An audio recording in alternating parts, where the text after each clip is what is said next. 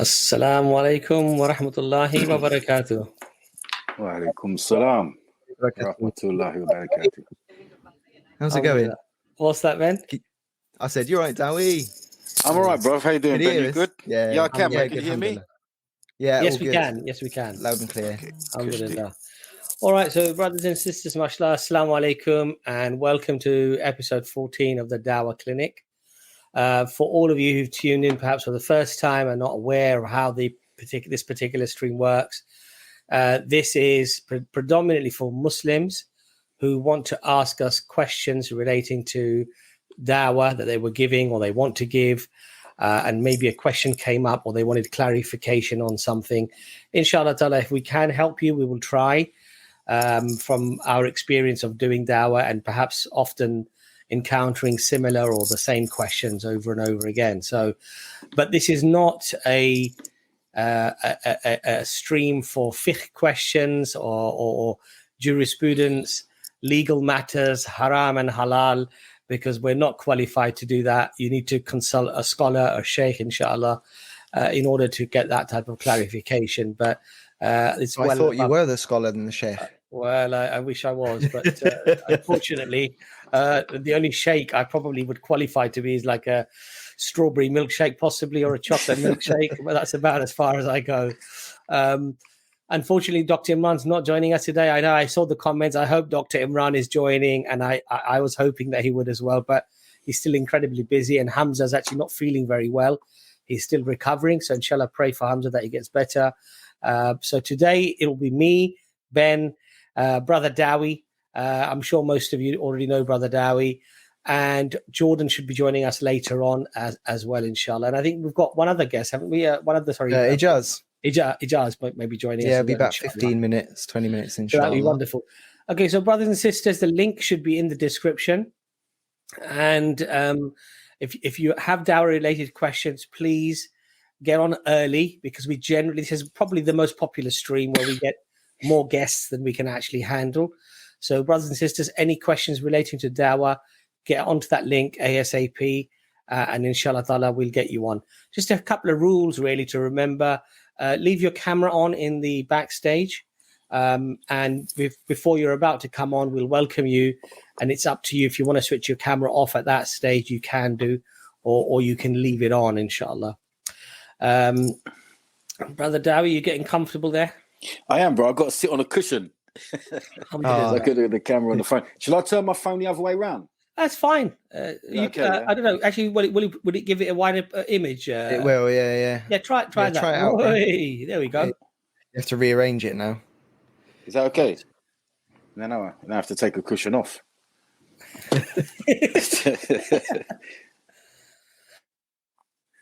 Wait, I will Yeah, actually. alhamdulillah. Is that okay?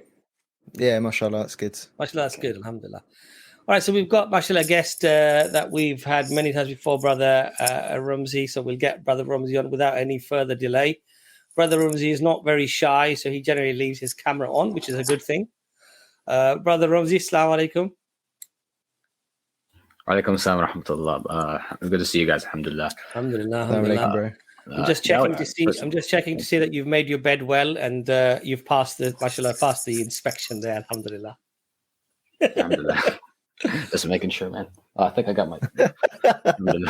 No, but now I'm gonna be insecure, man. Every time that's cool. Alhamdulillah. This is kind of a general question. Obviously, there's many people out there is my voice good, by the way? Yeah. Okay. Yeah. Just obviously people making claims against Islam, left, right, and center, right? From atheists, Christians, the whole 9 yards, right? My question is, what criteria do you use to know what's generally worth responding to and what's not worth responding to, right? Because obviously, go on Facebook, go on any social media, people make claims left, right, and center, obviously, but you need to filter out what's actually worth your time and energy. What would you say is your criteria, kind of? Yeah, I'll probably refer that to Brother Dowie, because I know Brother Dowie, mashallah, is very active in Luton as well. And the beauty about Brother Dowie is that I think you do encounter like a complete spectrum of people, don't you, at work and on the streets and what have you, Dowie. So how would you respond to Brother Rumzi's comments there? Okay, Bismillah. Well, if it's in person, then the facial expressions and tone of voice are going to tell you a lot more than what they're asking. You know, because if they've got negative facial expressions and a tone of voice is in a confrontational, sarcastic way, they're not really interested in what you've got to say. They just want to have an argument for most of the time. And, you know, sometimes you can entertain that if you just want to put them in their place.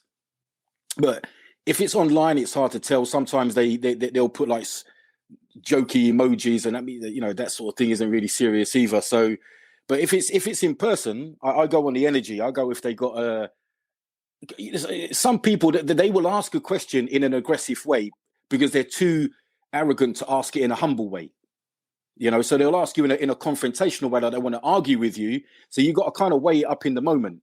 But normally speaking, I mean, if their facial expressions and they look aggressive, you know, they look negative about it, then most of the time they're not actually interested in what you got to say. They're more interested in having a little dig or having a, you know, sort of digging you out a little bit, you know. So it's basically on the energy that they put out there in person. I don't really do a lot online. You know, I don't really do a lot of texting people online because it's hard work, innit, you know. So I'd rather do it in person. So yeah, but I mean, it just depends on the person. I mean, a lot of the time you can tell by just their face. I mean, a lot of the communication that we have is non-verbal anyway. So, but I mean, I don't mind. I mean, if they're aggressive, sometimes, like I say, they're aggressive because they're too arrogant to be humble. Yeah, I mean, you know what, Brother Day, I would agree with that. I was actually going to say, we've all got that sort of sixth sense, haven't we? That we know when somebody sort of seems genuine and they seem like they're interested. Sometimes, actually, people, Ramsey, they come across initially like that, and then they unfold into this person that they weren't first portraying to be. So I think you just have to go. You have to just do your best. Kind of two-faced a little bit. Yeah, I would say give the person the benefit of the doubt. Like Brother Dowie said, sometimes people are just too arrogant. They ask a question almost not asking a question, but like sort of making a comment almost. And then when you do answer them, if they're prepared to say, actually, you know what, I didn't think of it like that, or that makes sense, or that seems okay, but what about this? You know, you get a feeling of whether that person's being genuine or not. And then obviously there are times when, like Brother Dowie said, you know, facial expressions or just mannerism or the way in which they're asking. Tone of voice, demeanor. You know that person is, you know, and especially if they start stooping to vulgarity or they're swearing, then you know that this person really is not probably going to engage.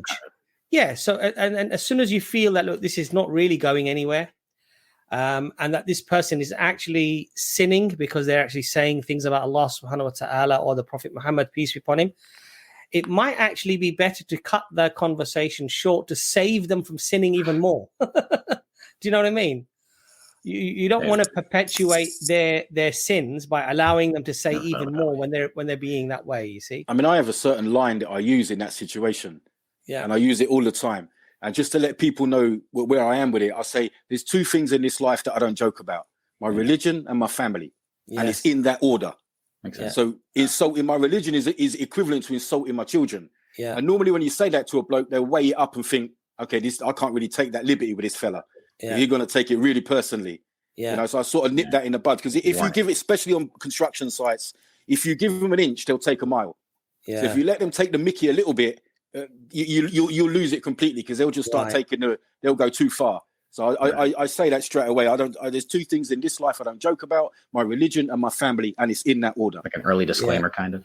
Yeah, it just lets them know where I am, you know. And if they're gonna start using vulgar words, and then I will just sort of switch them off or chin them. You know what I mean? So, I'm trying to look for a nice word. I'm not a fighter, man. Come on. I wouldn't advise you to do that, Ramsey, please. I mean, it's happened before. Come on. I'm not a fighter, man. Come on. Do I look like a fighter, man? Come on, look at me. I'll have to put my glasses on, bro. You don't know, man. Some of these Mexican guys are really small, but they're really, really good, you know? Well, Bruce Lee didn't look like a fighter, did he? Exactly. Exactly. So, Ben, would you like to add anything to that, Ben, at all? So, Ramsey, you got a YouTube channel, haven't you? Yeah, I do. Alhamdulillah. So when you asked that question, was it in context of you doing Dawah online, or what was the context, bro? because we got it's online. I mean, recently it's been online. I've kind of had to consider that online, but also kind of in person for some certain reasons. I'd rather not reveal, but for some certain reasons, like in person as well. So in person as well, also. So it's kind of like but then kind of like what you mentioned, what Dawah mentioned earlier, when people have like emojis, they have like the laughing emoji, like on Facebook, on their posts, or you can sometimes it's too obvious almost, right? What their tone of voice is, or what their intentions are. You can read between the lines, but sometimes, obviously it's not as obvious. You just have a question with a question mark. You're like, man, it's kind of hard. But obviously, if you're in person, obviously you can't hide your tone of voice. You can't hide your demeanor. You can't you kind of have a sixth sense almost, like, okay, you can almost tell, right? So that's just kind of what, but I guess maybe it was more of like an online thing, I suppose. I mean, if it's online, brother, I'll try and answer it just in case someone else is going to read it. Yeah, that's what I was saying. It may not benefit when it's that online, person, but interesting. There's an audience, and so like for example, if you're on Clubhouse or you're on a Discord forum or whatever, and you can see they're insincere, and they've brought up an argument that's like typical. Because to be honest, if you've watched the Dawah stuff like a year or more, all the arguments they bring. Like, do you know what I mean? You can get it's that one. Okay, I know what to say here. So when it's but there's sometimes it's so rubbish, the argument, or so level 1 Islamophobe. It's just like, just back it off, whatever, mate. Next, you know what I mean? We do it. You see it on our streams when someone 100%. Comes in, and we just kick them and bring someone else on. Because Brother Ramzi, I hope that was helpful to you. I would say though that sometimes answering. I'm sorry, I'll make. No, go on, please. Go on. Add. Sometimes I see maybe bad questions can also benefit somebody in some way, like if they're answered properly. I've noticed that some way. So I guess that's kind of where that kind of fed into the, not confusion, but kind of the respond, don't respond, could it benefit? And actually that's what Dawah says. That's right. Yeah. I guess if it's online, sometimes it could, obviously there's a line where it goes over the line at one point. Okay. Yeah. I'm not going to stoop down to this level. Yeah. I actually have had situations where I actually was typing a response and I said, what am I doing, man? Just delete, like, what am I doing? Right. But other times, so I guess maybe it is just kind of like a case by case, right? Yeah. And I think, it is, Ramzi. I mean, some of the people, for example, I'll have conversations with that Speaker's Corner. I know it's not going anywhere.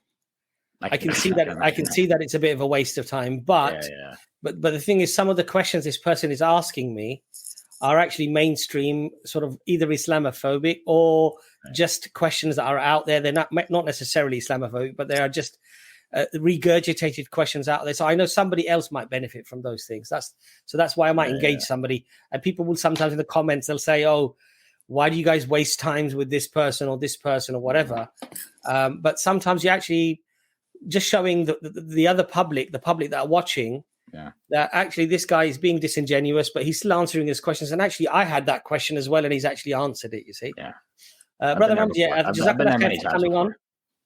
Jazakallah khair for coming on, Brother Ramzi. I appreciate you guys. Assalamu alaikum, brother. Assalamu alaikum, brother.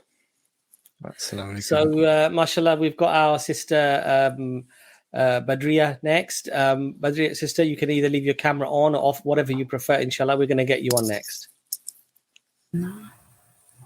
Hi, assalamu alaikum. Wa alaikum assalam.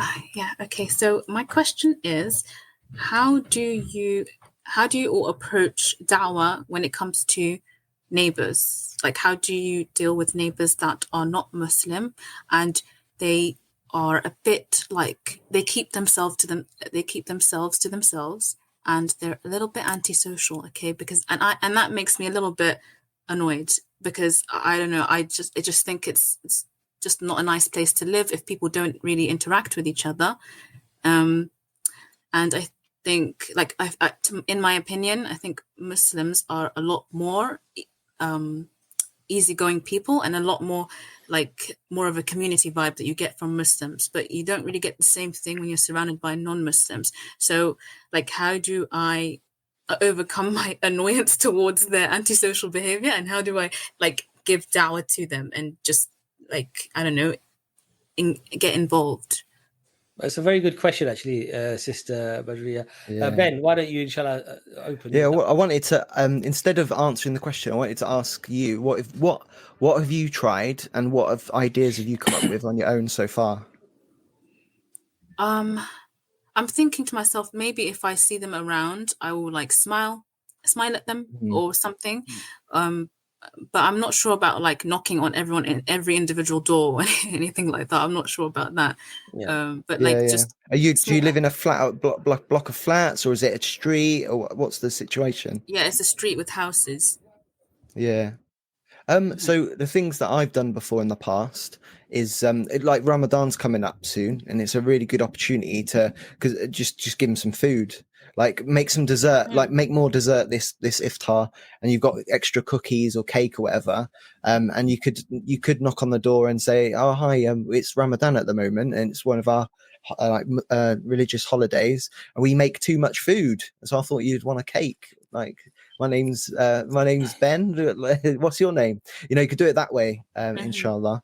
For me, like, we got a block of flats, and it's the same sort of thing. Some people are quite like they're just in their own world, and some people are, you know, they want to talk and stuff. It is a hard one, because you don't want to be socially awkward as well, do you? Or be intrusive. So do you actually bump into your neighbors a lot, or how is it? Every so often I bump into them, but it's rare, to be honest. It's quite rare.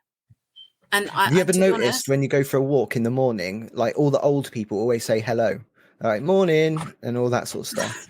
Maybe you should do the same. You, like, every time you see them, say, oh yeah, morning, like that. Just be really cheerful, and that's the seed planted. Okay, cool. Yeah, and obviously because obviously my son, the sister's wearing hijab, so obviously she's outwardly, they know that she's a Muslim. Yeah. And every time the sister will even smile at them, and they know she's Muslim, she's going to be rewarded for that. And even if they don't smile back, most people are a bit shy, aren't they? You know, most are a little bit cold these days. The community spirit's been eroded away. But even if the sister just smiles at them and nods her head slightly in a hijab, I think that's great dawah in itself. Yeah. You know, it's very difficult to dislike someone that smiles at you. Yeah. You know? Yeah. I think in the comments, somebody did also say that, perhaps give them some dates, maybe a small box of dates or something. And you could just go there and you could just say, it doesn't have to be a massive, box of the ajwa, £30 a box of dates. It could be something a little bit small, with some nice dates in there, or like Ben said, cupcakes or cookies or something like that, and say, look, hi, I'm your neighbor, and in Islam, we're told that our neighbor has rights over us. So please, if I ever do disturb you or anything like that, please do let me know, because as a Muslim, as I say, you have rights over your neighbor. And if there's ever anything I could do to help in any way, please do let me know. We're neighbors, and we haven't had a chance to meet or to talk. Now, the thing is that sometimes people might be quite cold, and they might not necessarily respond in a very warm, positive way, but you've tried, right? That's the main thing, right? Yeah, that's true. And success and failure is in the hands of Allah subhanahu wa ta'ala. But I think generally speaking, people are good. And when we say, my neighbors are sort of antisocial or whatever, or they are a bit standoffish, sometimes we're actually being the same. I agree. Because we're perhaps apprehensive that they might not like me because I'm Muslim, or they might not like me because I'm Asian or I'm black, or they might not like me because of this reason or that reason or whatever. And we sometimes, those anxieties actually play on us, and we end up sort of thinking things that might not even be there. So I think just I think Brother Dawi said it, something, and Ben, just a smile, just a hello, how are you doing?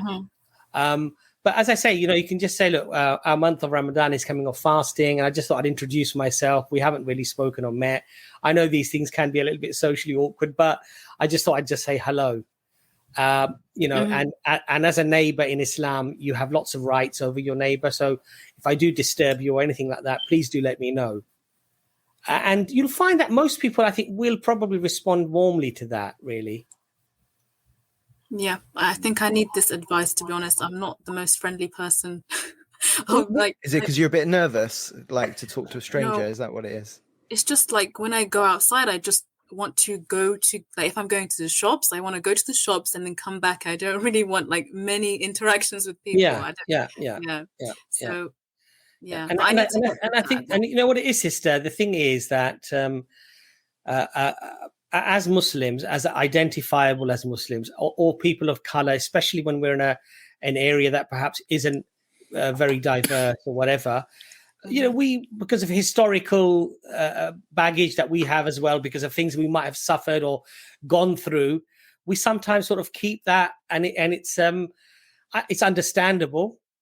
It's understandable. But my own personal experience is that when you smile at somebody and you say something nice, generally people will respond in kind. That is generally what happens. And of course, if they don't, then alhamdulillah, you've done it for the sake of Allah subhanahu wa ta'ala. What have you lost? You've lost nothing. You've actually gained Allah's pleasure for trying to be a good neighbor. And that's all that matters, to be honest. And that's all that matters, because results, we don't get paid for results. We get paid for effort. You know, you could do dawah all your life and not one person may convert to Islam through your work. But your reward could be heavier than the one who's done dawah and thousands of people have converted to Islam through that person. Because you may have been sincere, that person might not have been sincere. Your reward could be much greater just because of the effort that you made. And the hidayah and the guidance comes from Allah subhanahu wa ta'ala anyway. So we don't get paid on results. We just get paid on making an effort, basically. Brother Ben, sorry, did you want to add anything to that? Yeah, I just wanted, it's about people waiting in the stream. We're waiting for Jordan and Ijaz to come on, but the room's full. So what we're doing is anyone that joins, unfortunately, we're going to have to kick you until Jordan comes on because he's trying to get on at the moment. So if you're trying to join and it says you've been kicked, we're not being mean. We're just trying to get Jordan in, inshallah. Well, okay, try tell Jordan to join now then, because obviously, sister. But yeah, do you want to ask anything else, Sister Badriya? Is that done? No, that's okay. Thank you. Alhamdulillah, it was a real pleasure, and thank you for all your support in the chat and everything. We always follow all your comments, mashallah. Okay, alhamdulillah. Take care, everyone. Make things easy for you. Assalamu alaikum. You too, Amin. It's mashallah wonderful that a Muslim has that concern, because we should have that concern. We should have a concern about our neighbors. And so even sister coming on is a reminder to me as well to make more of an effort, inshallah, with my own neighbors, you know. Okay, so let's get Brother Ibn M. You need to have your camera on because if we can't identify you, we want to get you on. Okay, so we'll get you on next, inshallah. So but before we do, there's a person that's before it called Angung. That person's using a virtual camera. Okay. So you have to switch your camera on, bro, to get on. He's first, but he's not switched his camera on yet. Right. But if he doesn't switch his camera on, we're going to have to kick him because we're trying to kick other people. Yeah. So brother, he's managed to. There we go. Okay, he's got his camera. We'll get him on next, inshallah. Okay. Assalamu alaikum, brother. Assalamu alaikum. Can you guys hear me? Okay, Jazakallah khairan. I just had a question regarding how would you address someone who he's living comfortably, you know, he's not necessarily going through any struggles, you know, he's making a good living and he just doesn't see the need of, you know, religion in his life. And like, why do I need God? Everything seems to be going well for me. Yeah. So how would you address this person? Jazakallah khair. MashaAllah. Brother David, you want to go first? Yeah, I mean, if he's not religious in the first place, he's going to, or she is going to probably attribute all their good fortune to their own hard work. You know, so for them to let go of that and think, no, everything that I've accumulated, the wealth, the job, the comfortable lifestyle is down to something else other than me, is going to be difficult for them. You know, because most of the time they'll hang on to that, won't they? So, well, I'm here because I've earned it. I'm here because I've worked hard. I'm here. And it's kind of difficult to sometimes get through and humble these people, you know. But what I personally do is say, mate, your life can change in an instant. It can change in a phone call. You know, it can change in one turn of your wheel in your car. And then the next thing you know, you're paralyzed. So you kind of got to remember that as blessed as you've got it now, that situation can change in a heartbeat, you know. And to try and bring them back round to reality that what they've got is only temporary. Your good fortune can change like that. It can take you 20 years to earn it and 2 seconds to lose it, you know? And especially if you point out health, and normally these people are healthy and they haven't got any serious illnesses or something like that. And if they've got kids, I say, well, if your kid was ill How much money would you give to cure your kid? All of it. And it can change, and it can change because it's not that important then, is it? You know, if you got £1 million in the bank and your child was ill, God forbid, you'd pay £2 million to fix the child or to cure the child. So I try to bring them back to like everything that you've got is still temporary. And there's many instances where you've seen people come from the highest fame and fortune and money, and all of a sudden they've crashed and now they've got nothing. You know, so but they're tough ones to get through sometimes. I know some guys that have earned money in their life and have got decent lifestyles, and they're kind of arrogant with it. It's like, well, nothing can touch me. You know, I'm here because I'm smart and I'm hardworking and I'm better than everybody else. So I find them ones particularly difficult to get to, but in doing so, I just remind them that it can change in a minute. Yeah. You know? Yeah. So I remember actually having a conversation with an Australian guy in Speaker's Corner, and he said exactly the same thing to me. He said, you know, I'm happy. I've got a lovely wife. I've got lovely kids. You know, I don't need religion, he said. And then I said to him, then you're a man who needs to be grateful. And he said, yes. He goes, yeah, I am grateful. I'm very grateful. And I said, but who are you grateful to? I said, if you're living a life of contentment and a life of plenty and a life of luxury, then isn't it important to find out if God actually exists and this, what you've received, is a consequence of the blessings from the Creator to you? Wouldn't that be sensible to at least find out whether that was the case? And if that was the case, don't you have a lot to be grateful for? And he said, yeah, if there was a God, yeah, I would be grateful. So, and the other thing I said to him was that everything you have, if your eyesight was to be taken away from you, and I said to you that I'll get you your eyesight back, but I need everything that you have, basically, every possession that you have that you attain pleasure from, I want all of that to give you your eyesight back. Would you do that? He said, in a flash, yeah, I will definitely.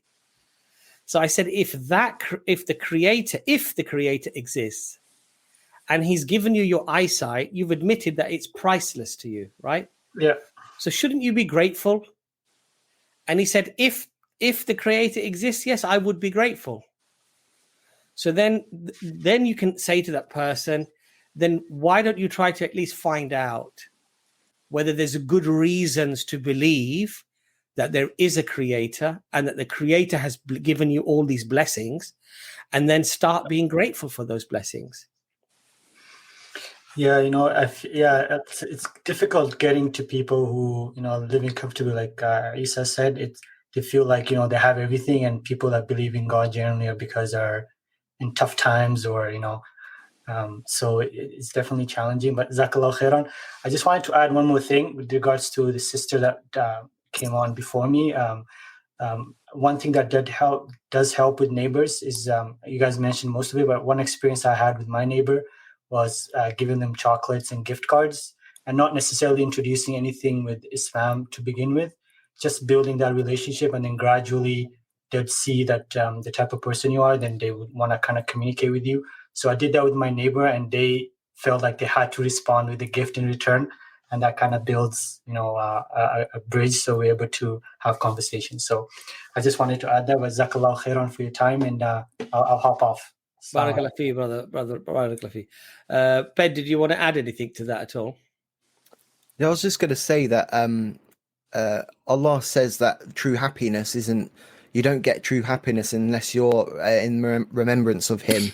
And although there will be parts of your life, even if it's a decade or more, where you're so content because you're just indulged in the beauties and the sweetness of the dunya, there will be a time where that crashes, and that sweetness, you'll get used to it every day, and it just becomes standard. And then what's left is, why am I here? And I think if you're talking to you've got an opportunity to talk to someone that's in the height of the dunya and they're loving it, then you just plant the seed of like the one. It doesn't matter how much money you've got. the question of curiosity of how do you think this place got here? Who do you think controls everything? You know, things like that. That will come back to that person when that person does crash and get sick of the luxuries and so on. Everyone will get to a point where they'll think, why am I here? Allah will put, if Allah chooses you to be a Muslim, He'll put little things in your path to help you on that journey. It might be a calamity, it might be whatever. So as Muslims, we're just there to kind of plant that seed. We don't need a shahada after one conversation. Yeah, that's all I would say. So I think we had a brother trying to get on last Dawah Clinic. Is it brother Jamo? I think was it? Yeah, I think he's gone again. Oh, he's gone again. Okay, not a problem. Yeah. So we did have Akung Wumbo. Bruv, you need to leave your camera. You need to leave your camera on, and then we'll switch it off. Okay, great. Okay, so we'll get you on next. Assalamu alaikum, brother. Can you hear us? Walaikum salam. Assalamu alaikum to everyone, panelists, and thanks for having me here. Just have some question. Where are you contacting us from, brother? Sorry? Where are you contacting us from today? Where are you based? I'm from Indonesia. Indonesia, mashallah. Okay, so it's very late there, right? Or very early in the morning there, is that right? It's actually down. I haven't do my prayer salah, so I'm going to be quick. Okay, please go ahead, brother. So I remember back then when I'm quite sure if it's Mr. Imran or Mr. Abbas who say the concept of faith in Islam is written because it's happened, not because written, and not because it's written, so it's happened. Yeah, so I think Dr. Imran said that it's written because it happens. Yes. It doesn't happen because it's written. So my question is, where in the Quran or the Hadith we can find something like this? Is it came from the personal view of Dr. Imran, or? Yeah, so this you would not necessarily find a particular phrase necessarily in the Quran or the Hadith to explain something, but that does not mean that we are limited to only quote verbatim Hadith or Quran to explain something. So people will, people will understand things sometimes by explaining things in a different way or in an elaborate way. But we don't necessarily have to specifically verbatim quote an ayah of the Quran or verbatim word for word what the Hadith says to explain something. Do you see my point, brother? Yes. So look, basically, what you're talking about is qadar. What you're talking about is destiny. Yes. Yes. And for me, as a layperson, the way that I explain it is that we have to understand it with certain presumptions and assumptions. And those presumptions and assumptions are based upon not blind following, but what Allah has explained to us Himself, which is that Allah is just and Allah is fair. Allah is perfectly just and perfectly fair. So whatever the concept of qadr is, it has to fit within the umbrella of Allah's rahmah, Allah's mercy, and Allah's justice and Allah's fairness. And we also learn that Allah has given us free will to make our choice, to make our decision. Just as you feel that you had a free will to contact us today now, right? You don't feel that you were forced to do it. Yes. So we live with this concept of being free. Do I have tea or shall I have coffee? Actually, you know what? I feel like coffee today. So we have choice. We make choices all the time, right? And so this phrase, from my understanding, is not necessarily something that's been copied verbatim from the Quran or from the Hadith, but it's just a way of explaining that we have free will, we have free choice, but Allah has it all written down because Allah knows what was going to happen. Does that answer the question, brother? Yes, thanks. So I actually have another one, but I think that's going to take some time. I was kind of listening to the first sister. Like, I have the same problem, but my problem wasn't with my neighbor, but with So basically, I was work as an illustrator. I get client from international, and my ex-client, sometimes they just get to be my friend. Like, I'm trying to get into Islam with them, kind of a little bit. So that first sister was really get my point. Okay, And, brother. oh yeah, just one more. I don't think Mr. Sheikh Usman came to this stream, right? And Sheikh Uthman is not going to be on this stream, no. Yeah, I actually want to ask him, but it's okay. So yeah, that's all. All right, brother. Jazakallah khair for coming on. Thanks. Yes. Nice to see you. Assalamu alaikum. Okay, mashallah. So has Jordan managed to get on, or is he still trying to get on? He hasn't replied, so I don't know, because he's on his phone. But Okay, Jamo is next, because he couldn't get in last time, I think. So we get the brother on next. Yeah. Jamo, you're on the stream. Assalamu alaikum wa rahmatullah. How are you guys doing? Wa alaikum salam wa rahmatullahi wa barakatuh. Alhamdulillah. I'm calling from New Zealand, so it's a Friday over here. Mashallah. Wow. Few things I just wanted to discuss. I came on last time, but you guys were running out of time. But the point I wanted to raise, like, it's if you look at the moment, like a Muslim youth, it's 27 to 30% of the world youth are Muslims, right? But if you see the social media usage, right, the majority of the users are Muslims. For example, Facebook, Instagram, and WhatsApp, like those three platforms are basically, I would say, solely responsible what happened in to the Rohingya community and what's happening in India, especially Kashmir and UP, Assam, and all the places. But even in Palestine, Muslim voices has been oppressed, right? So my question to you, like all the panelists, what we are doing, because we are actively participant in this, especially those three platforms, right, who are oppressing Muslims. And those platforms, if you see Frances Haugen, right, the Facebook, she came out of Facebook and she was kind of whistleblower, and she has brought a lot of internal evidence that Facebook, WhatsApp, and Instagram is actively participating in that. So as a Muslim, what we are doing, should we use those kind of platform or we should not? That's the question. To be perfectly honest, this would be a question for a scholar, because I might have my personal views, Ben might have his personal views, Brother Dawi might have his personal views. The reality here is that we have to be responsible as Muslims as to what we do, how we do.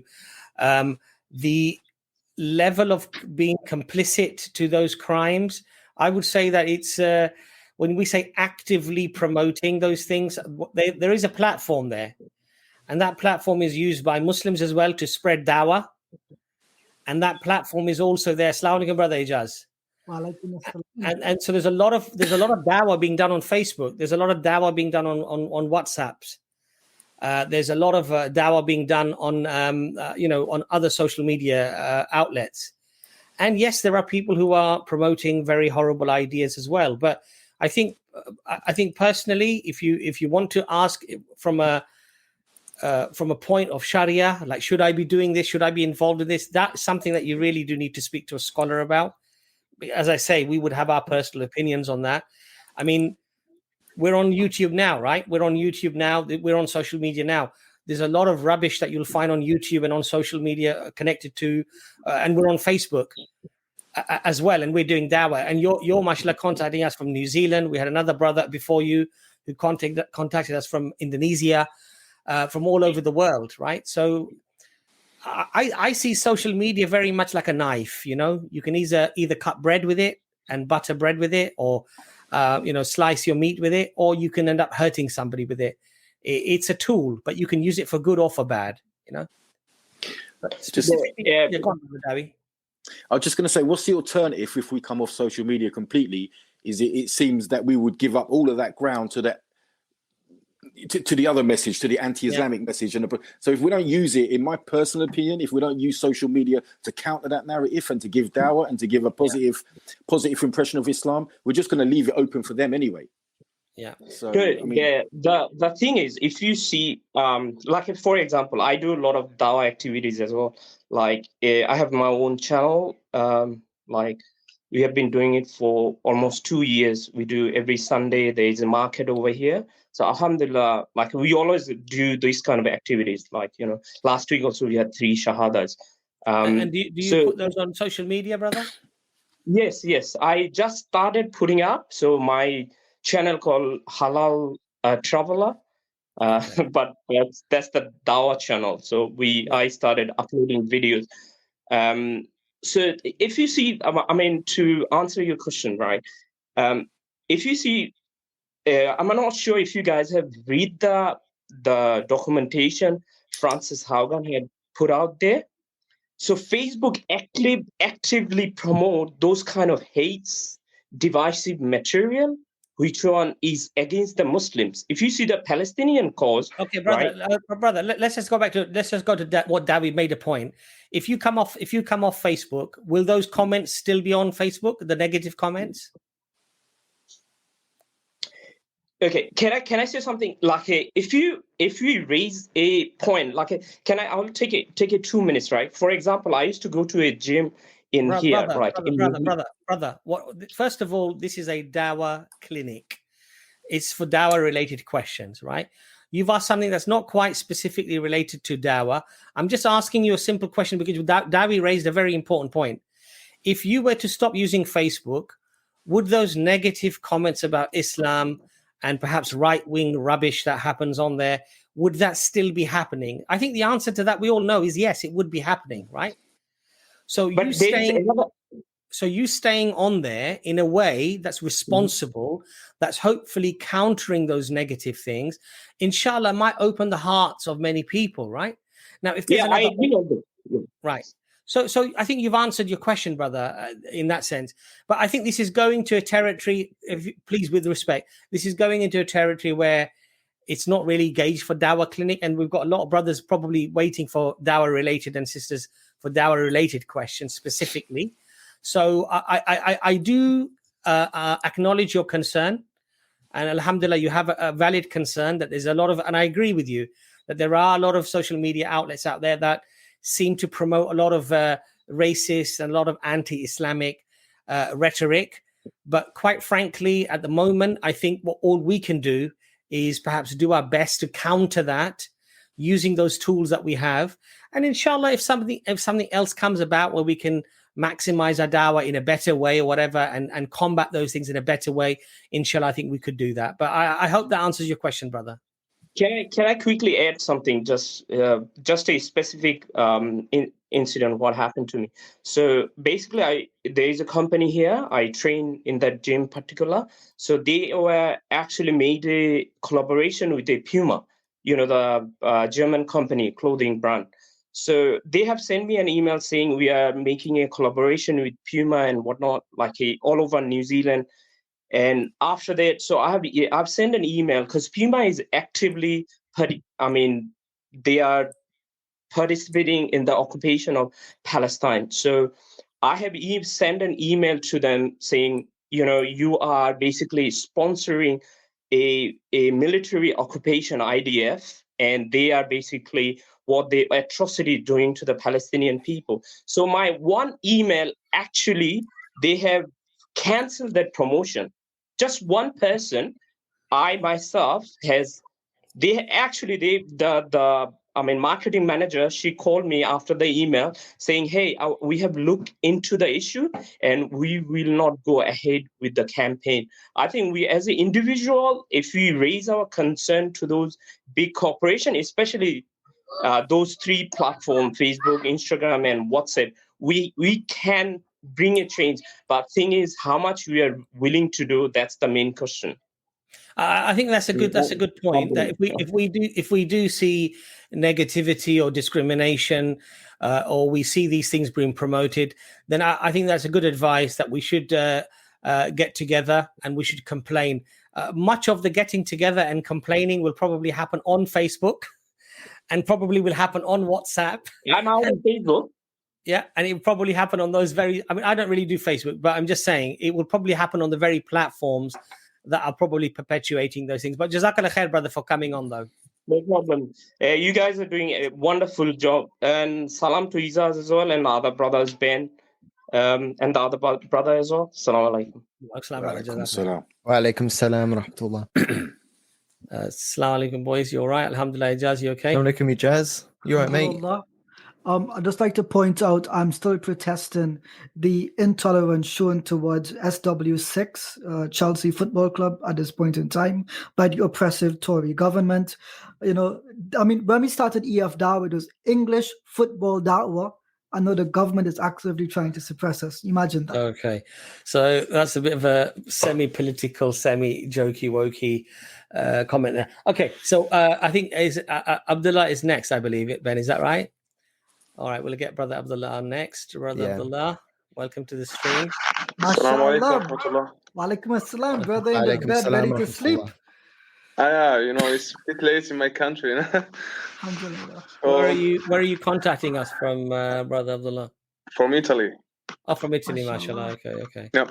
So, Brother Abbas, where are you from, though? You're Pakistani or? No, so my family, my parents are originally from India. My father came here in the 50s, 1956. My mother was 3 years old when she moved to Pakistan after partition. And so probably 70-80% of my family my cousins are all from Pakistan. Their children are from Pakistan. I think their children are probably from Pakistan. It's about 2 or 3 generations now. So, yeah, but... I mean that's the sort of the short of the history. But what was your question, brother? So I have 2 quick questions. One for Brother Dewey.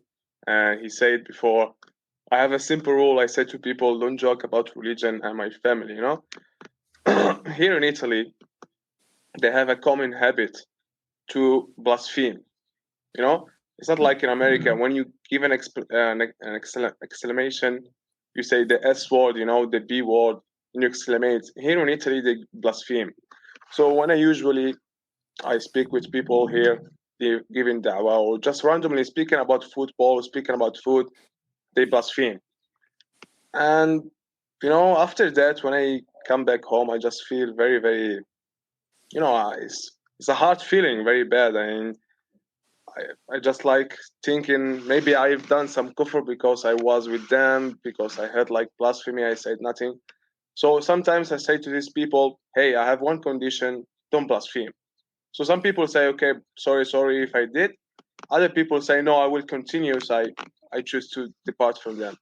But the question for Brother Dewey, so how I can tell to them, like in a gentle way, don't do it? Because if they do it, I get angry and I just, you know, feel like kicking their jaw and cutting their tongue out.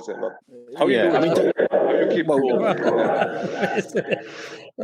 I was trying not to cut their tongue out if I could help it, but you know, it depends on your relationship with them people, bruv. You know, if they're people that you know reasonably well, like work colleagues, then you can see. You can't. For me personally speaking, I can't let someone abuse any of the prophets, you know, where they say things about Jesus and stuff like in their flippant way, and me not counter that. I'm compelled to counter that what they've said. So I'll let them know. Look, I mean, I'm serious about this. I'll talk to you, but if you're going to carry on like that, then I'm going to mention it every time you mention it, and at some point in the very near future, I'm just not going to talk to you. You know, just because you have to draw a line here. We have to have principles. We have to have morals that we stand by. And if they're going to blaspheme, or they're gonna insult any of the prophets or insult God or anything like this, then we can't really be around. We have to have a line where we can't allow that. So and if you have a good relationship, when they say, bro, please, you know, not around me, okay, not around me. I'm, you know, and keep pushing that on them. So every time they see you, they'll remember not to say that. You know, they remember, oh, Dowie doesn't like it, so we'll have to. I don't like people swearing around me. you know, and I work on construction sites, you know, building sites. So that's a tough one, you know, because they'll swear, they'll stop a word in the middle to swear in it and carry on the same word, you know. So they'll swear all the time. But it just means that it's my jihad, it's my battle. I have to keep mentioning that every time that they say anything. And if they do say anything about Jesus, or I pull them up straight away. I mean, if it makes me unpopular, it makes me unpopular. But it kind of, for me, it depends on how well I know them. If I don't know them very well, I'll make that line stern. If I kind of know them because I work with them or I train in the same gym as them or something like this, I will keep saying it every time they say, I say, bro, please, not with me, not with me. And eventually people respect you because you're standing up for what you believe in. And they say, okay, well, we're not going to say this in front of Dawi because, or whoever it is, because it's personal to them. You know, and I think you get more respect by standing up for yourself and saying that. And if it turns into an argument, then just walk away. Try not to cut your tongue out, bro. You know what I mean? I know it's tempting, but you know, it's just be stern. And because we have to have lines as Muslims, we have to have limits. And if they're going to insult, I mean, if for example, if they was to insult your parents, you'd argue, wouldn't you? If they was to insult your children, you'd argue. You know, straight away. So if they're going to insult religion or God or the prophets, it's on. You know what I mean? I think stand up. I think there's something that's unique about this situation, because it sounds like this blaspheming, which I don't know what the phrase is, but it's something they do subconscious and they're not intending the actual meaning towards it. It's like a filler word, yeah. Like we say like in England we'll say the S word or whatever. Yeah, exactly. It must be, yeah. So like, if I was in your position, like it's just the norm in all the non-Muslims. They just do it without, and they're not consciously trying to think, right, that I'm blaspheming against this prophet or saying something about God. They're just saying it as a filler word. The meaning's almost gone from it. This is just shaitan, isn't it? Like planting the seeds in society to do bad deeds. Look, I would give the benefit of the doubt all the time, especially if it's someone new. And then when things get comfortable, do what Dawi said. Definitely, just go, look, bro. Like I know I know in Italy, I know what we do is say this, and this, but actually, in my belief system, that means such a terrible, horrible thing. And although when you say it, you're not thinking these things. When you say, but when I hear it, I'm thinking, you know, that you're saying this and this and this about Jesus alayhi salam or whatever, whatever the phrase is. We don't really want to talk about it on here. I completely understand. It must be so hard, but I wouldn't get too angry about it because remember, it's about like the people's intention isn't to blaspheme against someone and make everyone feel uncomfortable or whatever. Do you get what I mean there? Yeah, kind of. Well, Brother Ijaz, do you want to add anything to that, Brother Ijaz? No? I think, Brother Abdullah, the advice so far actually is perfect. It's very, very good. You know, as Muslims, we've been told that if somebody's being jahil, they're being vulgar, they're going beyond the limits. Give them salam and walk. Exactly. Yeah. So you know, we don't have to cut anybody's tongue. We don't have to be abusive. It was a feeling to cut the tongue. No? I understand. I'm just saying. You know, we don't have to get overly angry. Allah's majesty and the maqam of the prophets, the level of the prophets, the stature of the prophets is way beyond what these fools can ever say or do. They can't touch the honor of Allah or the honor of the prophets, you know? Yeah, indeed. So we've been told to do the best thing, and this is the best, alhamdulillah, advice, because it comes from Allah, it comes from the Prophet Muhammad sallallahu alaihi wasallam, that you just say peace and you walk away. And Brother Dawi's advice is excellent, that you make your stance, your principles clear. And if somebody's not prepared to respect your principles, then you say, you know what? It was great knowing you, but I'm sorry, I'm not going to be able to associate with yourself because these things are, for me, a red line. And if you keep crossing them and you don't respect my values, just as I would respect your values, and I have to respect your values as a Muslim, if you don't respect my values, I don't want to know you, bro. I think that's one of the things that people admire about Islam and about Muslims is that Muslims have principles and lines. I mean, you hear people say all the time, they can say what they want about Christianity, but if they insult Islam or the Prophet, peace be upon him, then Muslims will instantly stand up to defend that, you know? So I think for me, I'm very uncomfortable when I'm around people that behave like that because I don't want to be held up on Judgment Day and I haven't said anything. I haven't defended it. I haven't stood up. You know what I mean? So for me, I kind of take the approach where I'll let them. I'll keep telling them and to the point where it's going to get aggressive. And then, like you say, you give salams, or you just say, "All right, mate, I'm out. I don't want to be around you." You know, to be in my presence, there has to be a standard. You know, I wouldn't be in the presence of people drinking alcohol or taking drugs because that's not my standards. As a Muslim, we have standards. You know, so if you're going to talk like that, then my standards are that I'm not going to be around you because it's going to get messy. You know. Yeah. So brothers, I just want to remind, I know that there are some brothers and sisters who are trying to get onto the stream.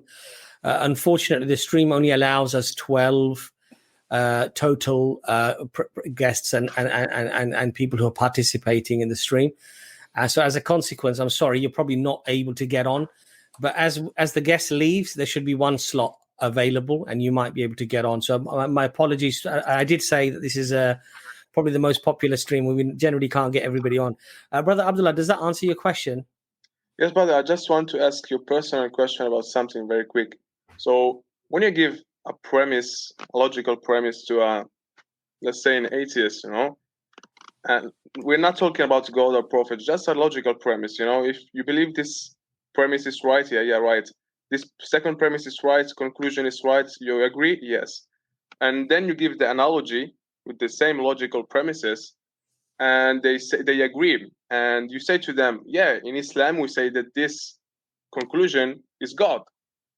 And then suddenly they say, I don't know if the conclusion is right. So, brother, why they do this? Your personal opinion.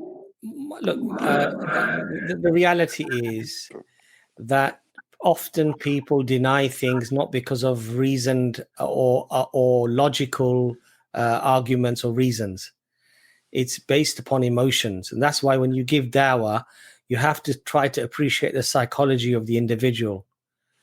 And often it's cultural norms, cultural sensibilities, my friends, my family, what will they say, what my forefathers did, how could they all be wrong? How could all the generations before me be on misguidance? These are very difficult things for a person to actually accept. So, you know, and remember one other thing, you know, there's a very sort of famous saying that says that you can't reason somebody out of an argument they haven't been reasoned into. People haven't been reasoned into atheism. I didn't understand. Can you repeat, please, brother? So somebody who hasn't been reasoned into an argument can't be reasoned out of it. Yeah. Okay. So if there weren't logical, rational reasons for them becoming atheist, if you think that you can just apply logic and rationality to get them out of atheism or get them out of Christianity or get them out of Buddhism or any of the other isms that are out there, it's not just a logical and a rational argument. You have to sometimes really connect with somebody on a very empathetic level, try to understand what that person is going through. Why are they finding it so difficult to accept what you're accepting? And it's like uncovering that. And then sometimes, you know, they'll say to you, oh, you know, my family would kill me if they found out I accept Islam. Or, you know, I'd lose everything. I'd lose my boyfriend. I'd lose my girlfriend. I'd lose my, I don't know what I'd do. Because they're used to going, you know, maybe drinking every couple of days or whatever. They're used to socializing in a particular way. And many of those things may not be acceptable once they become Muslim, right? So it's just about understanding the psychology of the person. There's no, you know, people sort of think there's like a checkmate. You can checkmate somebody in a discussion, in an argument, and then they have no choice, but they'll have to accept Islam. No. Yeah, it doesn't work. Yeah, like it doesn't work like that. It doesn't work like that. And that is why when Allah says that Allah is the one who changes the hearts, you know, Allah doesn't say Allah is the one who changes the minds. Allah says Allah is the one who changes the hearts. Because when that becomes clouded, it doesn't matter what you put in there. Indeed. This is still clouded. The heart is still clouded. The soul is still clouded, right? And it's Allah who lifts the veils from the hearts, okay? And then the hidayah, the guidance, is then allowed to penetrate, to go into that heart. That's why we don't believe that just because you're a great da'i and you can formulate all these arguments that suddenly you will get lots of shahadas or people will accept Islam. Nuh alayhi salam, the Prophet Noah, yes? How many centuries did he give dawah? 900 years. Hundreds and hundreds of years, right? Yeah. Now, is my dawah or Brother Dawi's dawah or Ijaz or Ben, is our dawah better than Nuh alayhi salam? Of course not. No. Astaghfirullah, we could not even get close in any way, right?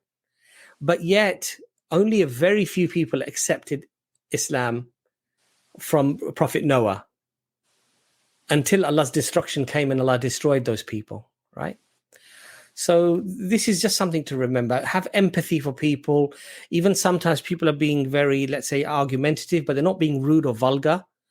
Try to understand where they're coming from, because if all they've heard is very negative things in the media, if they've seen some Muslims behaving badly, okay, they might have a very negative impression about Islam, but you have to try to understand where that's coming from and try to explain it to them in a nice way, in a friendly way, with good akhlaq, with good manners, with good decorum, because this is what Islam tells us to do. All right, brother. Thank you for the wise words. Jazakallah khair. May Allah inshallah make them wise. Assalamu alaikum. Assalamu alaikum. Okay, alhamdulillah. Who's next, Brother Ben? Are you following? Is it Zubaydah, Sister Zubaydah? I think it's No, I think it was Abdullah, but he needs to pop his cam on. Did we not just have Abdullah on? Was that not Abdullah? Who was that? Oh yeah, it was. It just had it was the logo that I remembered, not his face. So Sister Zubaydah, could you just put your camera on for a second, so we can identify you, inshallah? We would just... Oh, that's fine. Okay, that's okay. Sister Zubaydah, we're going to get you on next. Welcome to the stream. Assalamu alaikum. Can you hear me? Wa alaikum salam. Thank you for letting me on. My question is about mental health and the Islamic cure for mental health, because especially living in the West, a lot of young Muslims are falling into the same social pressures that other young people are falling into. And I feel like the Western solution to mental health is obviously either counseling and, diagnosis such as OCD or depression, anxiety, medication.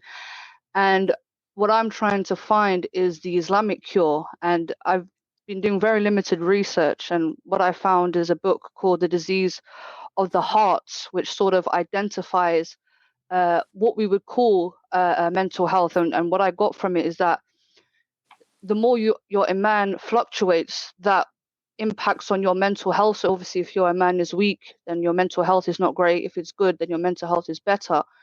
And obviously, I think mental health is a bit of a taboo as well within the Muslim community, especially by certain cultural influences who will base, sometimes, not all, but mental health on, maybe being possessed or having the jinn or something like that.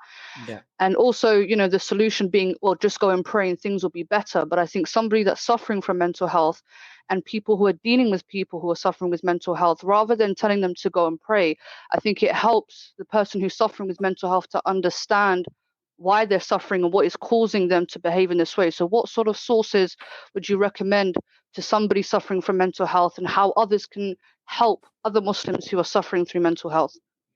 It's a incredibly poignant and perhaps one of the best questions that we've actually had on the stream, if I'm honest.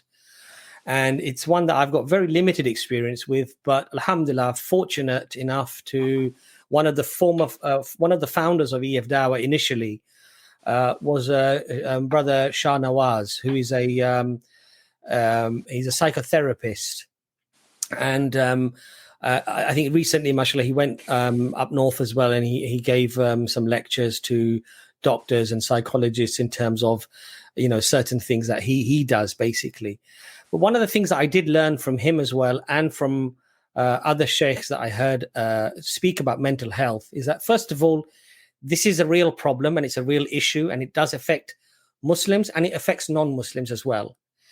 And it's not necessarily something that is linked to your iman. In other words, some people presume that somebody who's suffering from mental health somehow is not as good a Muslim as somebody who is free from mental health. That's not true. A person who can be very pious, they can be very close to Allah subhanahu wa ta'ala, and they can still suffer from an illness of mental health, because it is an illness. It's not something that's just, maybe 50 years ago, whatever, 70 years ago, it wasn't taken seriously. So there is a difference between clinical mental health, often inability to deal with certain circumstances, perhaps historical or perhaps current. And this is not in any way to tarnish the individual who is going through this, that somehow you're a lesser Muslim or a lesser human being, that you're not as strong as somebody else. Astaghfirullah, we should not look at it like this. Now, the solution that Brother Shahnawaz has spoken about is that, of course, we have to look at it in a two-pronged way. Number one, yes, we should take all of the professional help that we have currently that's available. And that could mean, psychological, analysis. It could mean taking perhaps some sort of pharmaceutical, remedies that could help. And of course, one can booster that up with the dhikr, the remembrance of Allah subhanahu wa ta'ala, trying to be as grateful as possible and trying to do those things. But as I say, it's not just a one solution that fixes everybody. It's a two-pronged situation. The other thing is that a lot of the community, sometimes they rush to judgment. Oh, it must be nazar. It must be the evil eye. It must be jinn. It must be somebody must have done something. And the reality of that is that these are very, very few cases. It's a very small minority of cases. And fundamentally, the majority of cases are clinical help, psychological help, with perhaps some dhikr and some remembrance of Allah subhanahu wa ta'ala. And sometimes what will happen is somebody who is qualified in these things may give you certain adhkar, may give you certain dhikr that you can do to make the heart calm or to make the mind calm. But it's a very, very important question. And Brother Shahnawaz, actually this Friday at Jummah in Redbridge Mosque, is going to give a lecture in relation to suicide, losing hope and suicide. So these are real issues, and I'm really glad that you brought it up, sister. And I think as Muslims, we really need to be very, very careful that we do see this as an illness and as something that a person needs help. And it has absolutely no reflection. It should not have a reflection upon the goodness of that person or the closeness of that person to Allah subhanahu wa ta'ala or their commitment to Islam. It has no bearing on that. We should not look at it in that way, because I think sometimes, unfortunately, people do fall down that trap. Brothers, does anybody else want to, shall I come in there? Ijaz or sister, I don't know if that helps you. I was just going to yeah, say no, that, definitely, yeah. Just one other thing as well before Ben comes in. Sister, we did have a stream on EFDawah with Shahnawaz, and I think it was about mental health. If you do get an opportunity, yeah, we did have one. I think we did have a stream. Go through back in the day when we first started live streaming. So yes, scroll right down. Maybe about nearly 2 years ago, possibly. I think maybe it's a really good episode. I think mental health is such a vast topic, because it's like just saying I's a bit ill, like in the body. There's so much different illnesses of the body, and there's so many different illnesses of the mind. So you can't give a general mental health and Islam answer, really, because depression's a lot different than schizophrenia, or ADHD is a lot less severe of whatever it might be, so there's lots of different types of mental health. I think you're spot on, Abbas, that if this was a talk about the body, we would tell the person to get some medicine for that illness they've got, but also have a better diet, exercise, have a wholesome lifestyle to keep yourself fit and your body fit. And it's the same for the mind. It's the same for the mind. That person will need some sort of medical help for the mental illness they're suffering from. But by doing certain practices, and Islam is one of them, you come closer to Allah subhanahu wa ta'ala, and it's better.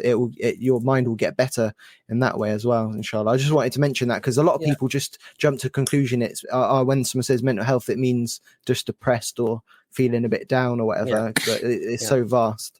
And I think also it's important to remember that I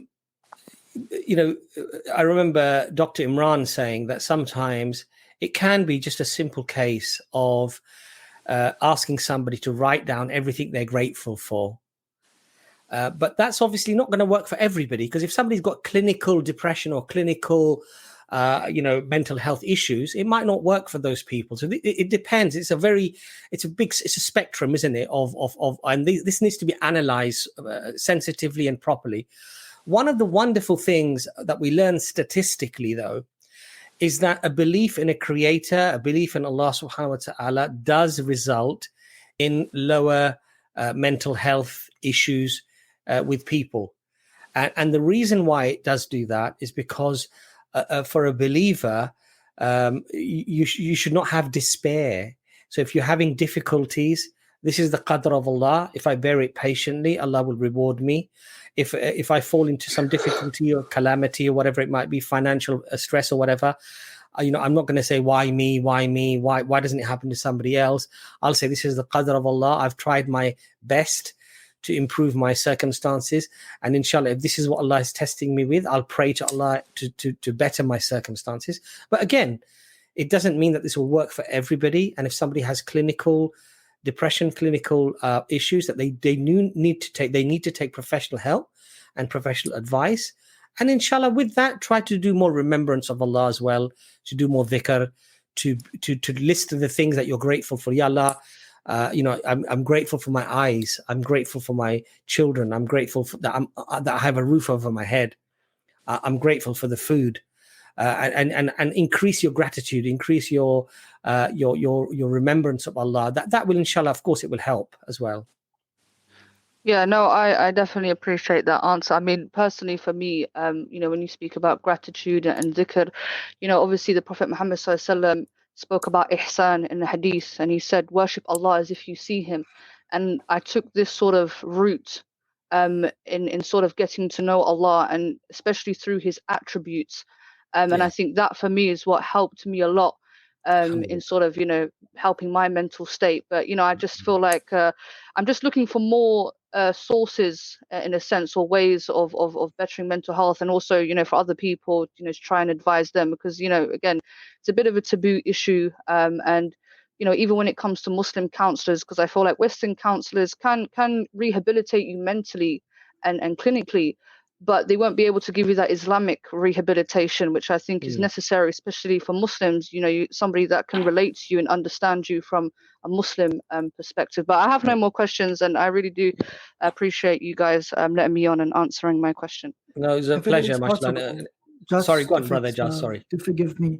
Brother Muhammad from Dawah Wise, a fantastic channel, which I suggest you guys subscribe to. He sent me a message, and there's actually I would call him a sheikh in some sense, I think, well qualified. His name is Abdullah Rahman.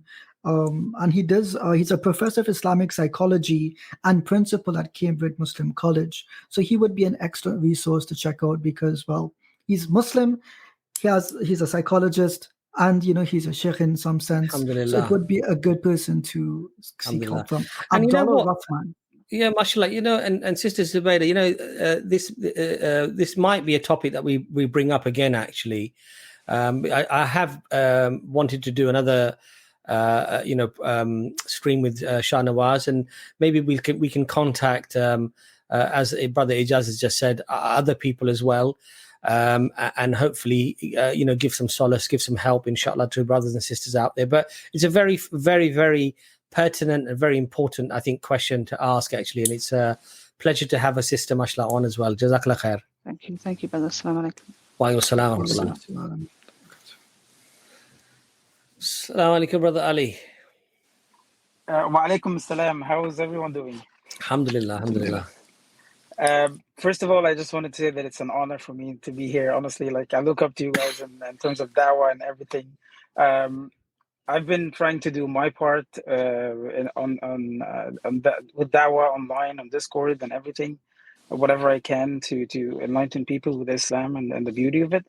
But I just have a question specifically to the reverts and this call right here. So I have this friend who lives in northern England, and I've sparked his interest in Islam, and he sort of has been becoming more and more acquainted with what Islam is and stuff. But the thing is, I feel like he isn't taking the motive to actually approach Islam and learn about it, and I'm afraid for him because I care about him, you know, and I just want to know, like, what is the main thing that I could as for reverts, of course, before they became Muslims, what is the main thing that could potentially be like I don't know how to describe it, like crucial or important, that would make you feel okay, figuring out my religion is actually my priority. Does my question make sense? What do you guys think? It's every person's completely different, so you need to find out why that is. Ask him. Just go, why is it that we talk about Islam and you're a little bit interested? What's stopping you becoming Muslim? And they might, that's the question you got asked, and we could then answer, if you know what I mean, because we could now tell you lots of different things, but it might not be specific to that person. And if you go away and do those things, that might be the wrong thing. So what I'd really recommend is spend more time talking to him, asking him open, broad questions to learn where he is. Because sometimes when Muslims give dawah, they tend to talk at people and not no listening, just talking at them and assuming that if I say this, then that's it, that you got no choice, you're Muslim. And you don't know where that guy is in his life, in his head, with his ideas. So where do you think he is with his ideas and with his head in life and stuff, and with Islam? So I tried to talk to him about all of this and stuff and ask him, like, why is it not his priority at the moment? First of all, he's like convinced, I wouldn't say convincing fully, but he's convinced intellectually about the existence of God and Islam has quite enough proof that it is for. Oh, you're cutting off, bro. I can't hear you. My bad. I got a phone call. You're back. That's cool. You're back. Yeah, like I was saying, I sort of like gave him enough proof that Islam is from God and all of that, but he sort of seems, he's sincere and all, but he seems very hesitant and how do you describe it? Like very scared to make that move, if that makes sense.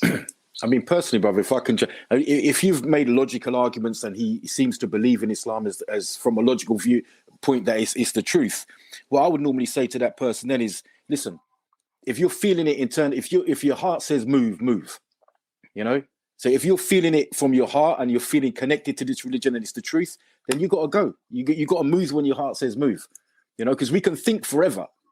But sometimes it's about your heart and how you feel about it, you know, because he can make very logical arguments and people can agree all day long and every day of the week. But I always say, do you feel this is the truth? Yes. If you feel it's the truth, brother, you got to move. You got to act on it. You know what I mean? Because you could be dead tomorrow. And then I come at it from that point of view sometimes with these people. If your heart says move. You know, if you're feeling connected to it. And then that'll make, because he's done all the thinking. It sounds like he's put a lot of thought into it already. So he's done all the thinking. Now he's just got to do the moving. You know, and if he feels it in his heart, he's got to go. Because this life because most people want to be honorable and truthful. You know, we have a desire as humans to be honorable and truthful. And if I say to them, look, mate, if you think that this is the truth and you know this is the truth, and you have to be honest to that, and you have to go with it. You wouldn't just live out a lie once you know something's the truth, because truth and sincerity are very compatible. You know, if someone is sincere and they hear the truth, it's like that. You know, they're made to go together. So I kind of come at it from that angle. You know, if they feel this is the truth and their heart's feeling it, then they've got to move, and everything else will work its way out. Your family, your friends, your job, all of that will work its way out. You know, you can't sort everything out before you do it. You know, sometimes you just got to make the leap, and then it will work its way out over the years or over whatever time. You know, that's just personally how I sort of go with these sometimes with these type of things, brother. You know. Does that answer your question, brother Ali? Yeah, it actually does. Yeah, I should keep in contact with him. Like just a quick one. If after that and you've gone up to him and said and he's kind of still, you know, like don't drop it. Just even if it's once a week, have a little short convo. Be his, like, you're always throwing a rope to him by being in contact with him. So when he gets it, when it clicks, he can grab that rope and come to you. And then you'll get all that reward, mashallah, when he becomes a Muslim. Inshallah. So think of it, at least be selfish. So yeah, but keep in contact with him, inshallah. Be there. Mashallah. One more thing. Would I be able to refer him to one of you guys in order to like just have if he needed to have like questions or whatever? You can do, brother. Just tell him to email us, inshallah. Yeah, I'll just put the email on the screen there, and if he gets hold of us on via email, inshallah, one of us will get back to him and we'll try to have a discussion with him. Have you shown him our channel and stuff? Yeah, I have shown him a couple of videos actually, a lot of them. Yeah, cool, man. Yeah, wicked. Okay. Yeah, it'll be easier then for him to email us. So yeah, wicked. Okay. All right, brother Ali, jazakallah khair for coming on. Jazakumullah khair. Assalamu alaikum, brother. So guys, I'm gonna run out of battery soon. My battery's down to about 5%. Why don't you plug your charger because in, I can't. You know what, bruv? Because I've got this in. My phone doesn't work with the speaker. Yeah. So I have to have the. Okay. Yeah, it got wet, so you wouldn't hear me. All right, not a problem. Well, inshallah, stay as long as you can, and then we'll obviously inshallah have to just cope without you, brother Dawi. I'm sure you'll manage, brother. I'm sure you'll get on with that. All right, it's been lovely having you here, though, bro. It's been a pleasure, man. I've enjoyed. I've actually learned a lot as well. I've learned a lot. No, it was lovely to have you on, mashallah. Brother Ali, welcome to the streams. Sorry, I should have given you a notice. Wa alaikum salam wa rahmatullah. Can you hear me? You put that down like you had a bottle of whiskey in your hand or something. Subhanallah. Yeah, it's a little bit big, I guess. You don't have to be so shocked. You could have just kept drinking. Anyway. No, I was going to say like assalamu alaikum wa alaikum assalam. Alhamdulillah. So I gotta ask the first question. That's for the reverts. I have written down. Sorry for my language because English is not my first language. So, where are you contacting us from today? From Germany, actually. Oh, from Germany, okay, mashallah. Actually, I'm Syrian, but I live in Germany like for 6 years or 7 years. Okay. Well, welcome to the stream, brother. Thanks. So first question I have is, what does, as a revert or as a person who is ignorant of Quran, what does make you click with the Quran before you know anything about it? Like in Germany, we have always like people have already thoughts about Quran, like it is like that. And before they hear anything, if I talk to them about something in the Quran, they will like reject it or like I will get a negative feedback. So what is the topic that is most positive about the Quran for someone who does not know about the Quran? I mean, I can because I'm going to run out of battery, so I'll jump in first. Yeah. That's why I came to that first. I mean, personally speaking, brother, I mean, for me, and this is personal, I don't understand the Quran in its original, you know, but just hearing it recited beautifully is moving. It makes me emotional. Even if you can't understand it, you know that there's something very, very special about the Quran. Even for non-Muslims that can't understand it, if you used to play them a verse of the Quran, or it moves people, bro. It's got a power. And for me, just before I even knew about Islam, if I heard any Islamic verses being recited or anything like this, or the adhan going off when I was on holiday, it moved me. You know, it made me emotional. and I felt connected to it like that. So even if they don't understand the Quran and they obviously can't understand the Arabic or anything, sometimes just listening to it. And I used to put it on in the car or the van when I was coming home from work. If I had non-Muslims, I wouldn't play it too loud, but I'll play it a little bit. And all of them would be fixated on it. You know, all of them would be like, "What's this? Oh, this is a Quran." Wow, you know, just because they never heard it. And even if that's the power of it, I think it's, for me, even if they don't understand it, brother, just the beauty of listening to it. I can listen to it for hours personally, you know, and I don't understand it. So that's what I would say if they're a non-Muslim. And then obviously you can break down the translations and all the miracles that are in the Quran. But sometimes just the listening of it can move the heart, you know. And Ben, if you want to jump in. I was just going to ask, what's the context? I always say that. I'm like, so are these work colleagues? Are you doing street dawah, or are you thinking about it and you're a bit worried about, because you know already Germans don't like the Quran? What's the situation, bro? So I'm not just gonna like say all Germans, but I live in a place where almost everybody has a certain view about the Quran. So it's a colleague, actually, and she is like an LGBT kind of person. I'm not gonna say more than that, but just like she has some interest about it, because I have interest about it. I am so like, I love it and I live by it. So she sees that, and I want to tell something about it, but I don't want to say anything because some stuff needs more explanation than other stuff. That's what I mean. So that's the context. I see what you mean. So I need like a specific, like something like a small you want a area compilation of the best bits. Yeah, exactly. Do you know what? I'm going to plug iEra now. Okay. So iEra, and they probably got German translations. They do leaflets with like snippets of the Quran, and it's brilliant. It's all the beautiful verses and the ones that word. Let me try and find it while we talk, actually, because people have sorted this out before, man. They've already thought of this. I saw it not long ago. I'm just going to double check because I don't want to say it and then they go, does your colleague speak English just in case? Yeah, she speaks English. Awesome. I'm trying to find it now because I know they got translations, but sometimes some of them they don't. So I can go to the other question while you like. Go for it. Please do.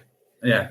So one of the stuff I have to ask, like, you do a lot of dawah, and what is this?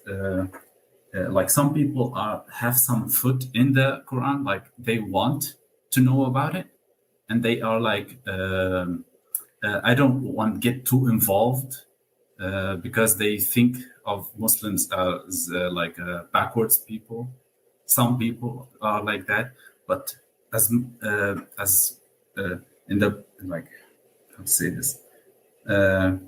At the start of my conversation with someone like that, they will start to know, oh, okay, you don't know that. And, oh, okay, you're not like that. So what is like the perfect, or I'm not saying the perfect, like what is the best small talk or starter in this kind of conversations with those kind of people as someone who would give dawah? I'm going to let someone else come in for that one, but that link there, if you copy and paste that, bro, that's the one. It's got loads of short snippets from the Quran to give the gist of the whole religion and the beautiful ayahs and so on. Brother Dawi, because your phone is about to die, you're going to quickly get in there again, and then inshallah yeah, I mean, and normally I would let them ask the questions. You know, because if they've got an interest, you're talking about Islam, normally they'll initiate a question about, oh, well, what about this? And why do you do that? And why does that have to happen? And why do you have to pray so many times? So I tend to let them lead, and then you can always steer it where you want to take it once they've started the questioning, you know? Because a lot of it, if for an example, if they know that you pray at work or you pray wherever you are at college or university, they'll ask questions about that. And then that opens up the door then for you to take it, answer that question, and then hopefully go a little bit further. But normally I let them ask, you know, let them start it. open the door and let them sort of give you the questions, and then it makes your job so much easier. You know, because they're always going to have a question or two. You know, and then from then on you can just add on and just keep going. You know, and also don't overwhelm. You know, sometimes you got to know when enough is enough, when you've told them enough for one conversation, because we do tend to get carried away sometimes, and you can be talking, and they've sort of you've lost it. You know, their focus has gone. So sometimes you got to know when it's time. You know, you've said enough, and it's time just to step back a little bit and let it relax. You know, because I've felt guilty to that myself in the past, where you're so keen to tell them everything, you forget that I've just spent 15 minutes talking, and this person's probably forgot. So sometimes less is more. You know, just sort of give them a little bit that they can digest, and then next time a little bit they can digest, and stuff like that. You know. Yeah, especially about the Ramadan. When I fast, they always ask this question, and we have Ramadan coming next, and I get those questions, and I don't know. Like I start explaining like health benefits and why I do it from the side of the Quran, but I don't know how to. Like, I think, Brother Ali, you know, one of the things that we sometimes forget is that we forget, and I'm guilty of this myself, we forget to quote the Quran, what Allah actually said about a particular thing. And the ayah for fasting is one of the ayahs. It's a beautiful ayah if you think about it, because Allah says fasting is prescribed for you as it was prescribed for people before you. So bring them into the conversation by saying, look, we believe that Jesus, Moses, the prophets, they all fasted, and fasting was something that was traditionally done by all people of religion.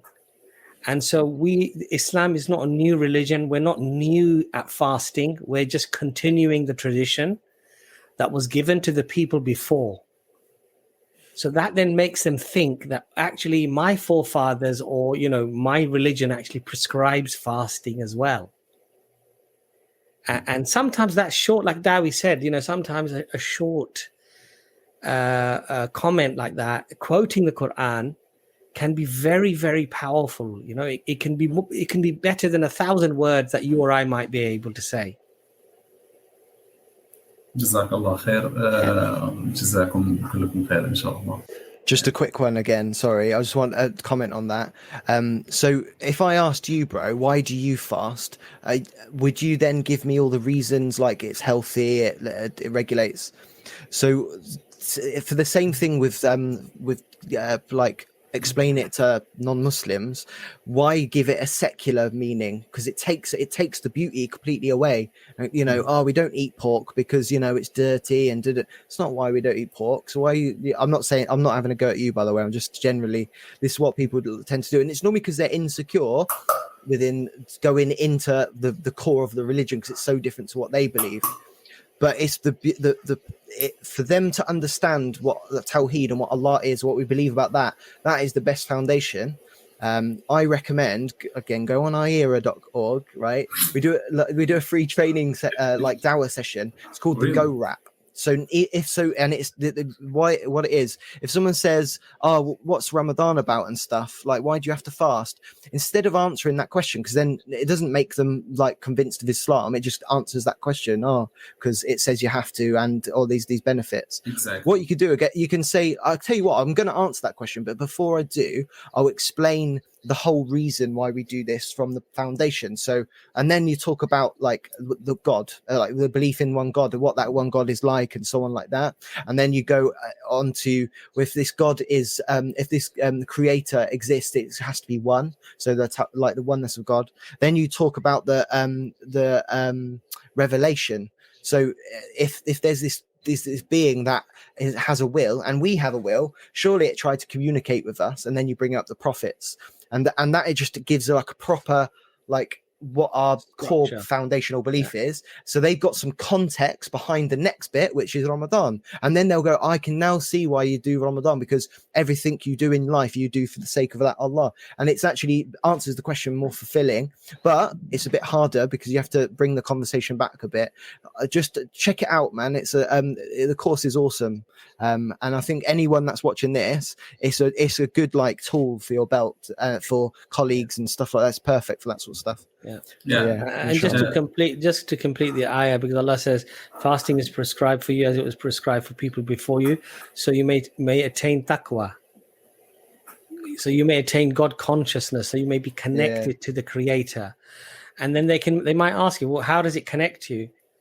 And you can say, look, this is all of the prophets used to do this. This is not something new to Islam. Islam is not a new religion. It's just a continuation of the message, which is what it is. And when you explain it in that way, it's a lot more bearable, and it's a lot, you can swallow the information a lot easier, because you're saying, look, this is not new. This is just a line of all of the prophets from Noah right the way through Abraham and right the way through Moses and Jesus and Prophet Muhammad, peace be upon him. And they all preached the same thing, and they all fasted, and they all prayed in the same way.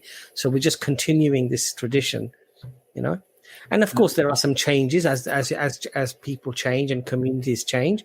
Allah changed things, responsibilities to accommodate those people. You see, and explain it to them, inshallah, in that sense. But Brother Ijaz, do you want to add anything to that at all?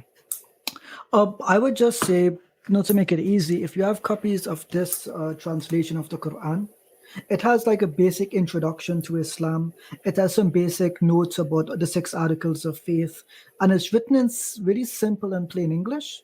I would just offer them a copy directly, and if did they take the copy? Yeah. That was the first time she said, like, I have interest in that, so that's the first thing I did. Perfect. I give it the Quran.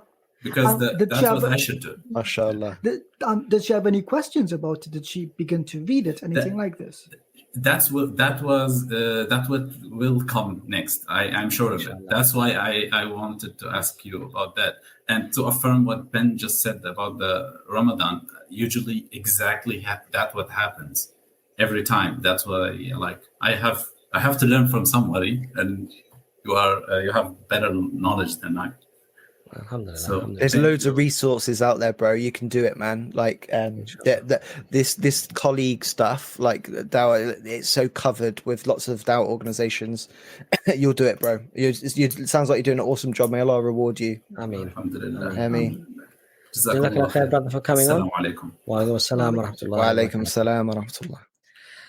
So I just wanted to remind everybody that this is a Muslim stream for people who are interested in Dawah, or they've come across a question in Dawah that they would like perhaps some help with. The only exception to that, of course, is that if there is a person who hasn't yet accepted Islam and you would like to come and accept Islam, then inshallah this is your opportunity. Please follow the link and you'll be allowed on first, and we'll be more than happy to welcome you to Islam, brother or sister. So that's the only exception that we'll make. But Jazakallah khair to all of the brothers and sisters that are coming on to these streams, because mashallah the questions are amazing, and we really do value mashallah your input as well. And alhamdulillah, they're very popular streams because we generally are always full on the backstage. Ben, I think, is it Brother Al-Medi who's next? Is that right? Yeah, just needs to pop the cam on if you can. Oh, thank you, brother. That's great. We'll get you on now, inshallah. Okay. Brother Al-Medi, welcome to the stream. Assalamu alaikum wa rahmatullah. Wa alaikum Thank you for having me. It's a pleasure. Alhamdulillah. In fact, I have one question. It's basically, I get a lot of questions. Basically, I'm from France, Paris. And I get a lot of questions from my colleagues when I debate with them. And alhamdulillah, I use a lot of your debates here in the stream to get some answers. And I believe also because our religion is somehow logical, reasonable, so it's not that hard to find answers. But I have one question which I could not figure out. I was unable to give logical answers, especially for non-Muslims. So the question is related to the fact that we believe as a Muslims that Allah subhanahu wa ta'ala created this life to and choose to put human beings into the test in this life. So he created us, he gave us the truths and prophets. So if we accept it, we could go to the paradise through his mercy. And if we did not, we held accountable based on our actions. So it's very logical. But now in the reality, we find, for example, children that die before the age of majority, for example. Now we as Muslims, we believe those children will go directly to the paradise. And it's like, it seems like they are skipping the whole story, they're skipping the tests, they have no free will, and they go into the paradise without making choices. So how we could conceal that with our belief, and we believe, and also with our belief that Allah is just. Okay, so brother, I'll get Ijaz in there first, inshallah, because Ijaz hasn't said very much, and then we'll all come in after. Brother Ijaz.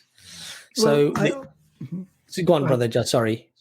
Yeah, so I heard his question, and basically it comes down to, is Allah just because people die before the age of majority? Is that basically the question? I think what the brother is saying is that if Allah has created us to test us and given us guidance to fulfill the tests and pass the tests, then how is it fair that a child that will die would go straight to paradise without being tested, without having to go through those tests, basically? I think that's but children are not accountable. I mean, even today in secular law, we look at people as being mature at the age of 18. We designate a legal age. You see, in Islam, you must have the culpability. You must have the ability to intentionally sin and understand the consequences of sin before you can be prosecuted, if that's or held to account for what you've done. So this is from Allah's mercy, right?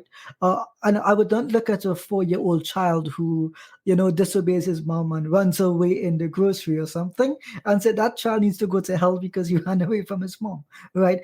They don't have the ability to understand, and I think I could be wrong here, but I think neuroscientists have also come to the conclusion that children live in a fantasy world. They don't actually understand that there is right and wrong. They just understand that they're there and they exist and they need to have fun and pleasure. And it's only at the age of puberty does that shift in thinking begin to change. And that's when they begin to understand that there are responsibilities and consequences. And this seems to adhere with what exactly Islam teaches. So I don't think it's unfair. I think it would be unfair if those who would not be able to be held accountable were held accountable. And the same thing is done for those who are older and they have some kind of senility, right? They don't have the ability to remember. They don't have the ability to actually think through their actions. Someone in a coma, for example, or someone with Parkinson's disease or dementia, they're not going to be held responsible for missing their salah because they don't have the capacity to pray. So Allah has, we have to keep in mind two things. Allah is Al-Adil, He is the most just, He's Al-Hakim, the most wise, and He's Al-Alim, He's the all-knowing. So given these three sifat of Allah subhanahu wa ta'ala, He will not judge a person unfairly. He is the most just, and no one can be more just than Him. And that is what we suffice ourselves with. Yeah. Am I right in thinking that children who die before the age of maturity, puberty, that they will go through a different test on the Day of Judgment? So they will also a minor tested? Difference. Yeah, there's a minor difference of opinion when it comes to Aqidah here, but generally it is accepted that based on their knowledge, their background and their circumstances, that most of these children will go to Jannah because they are children fundamentally. But there might be the odd one or two child who's at the age of 7 and began puberty, right? That child, that goes into a gray area, but we're comforted by knowing that Allah is Al-Adil, He's the most just, and He would not burden a soul with more than it can be, and we suffice ourselves with this.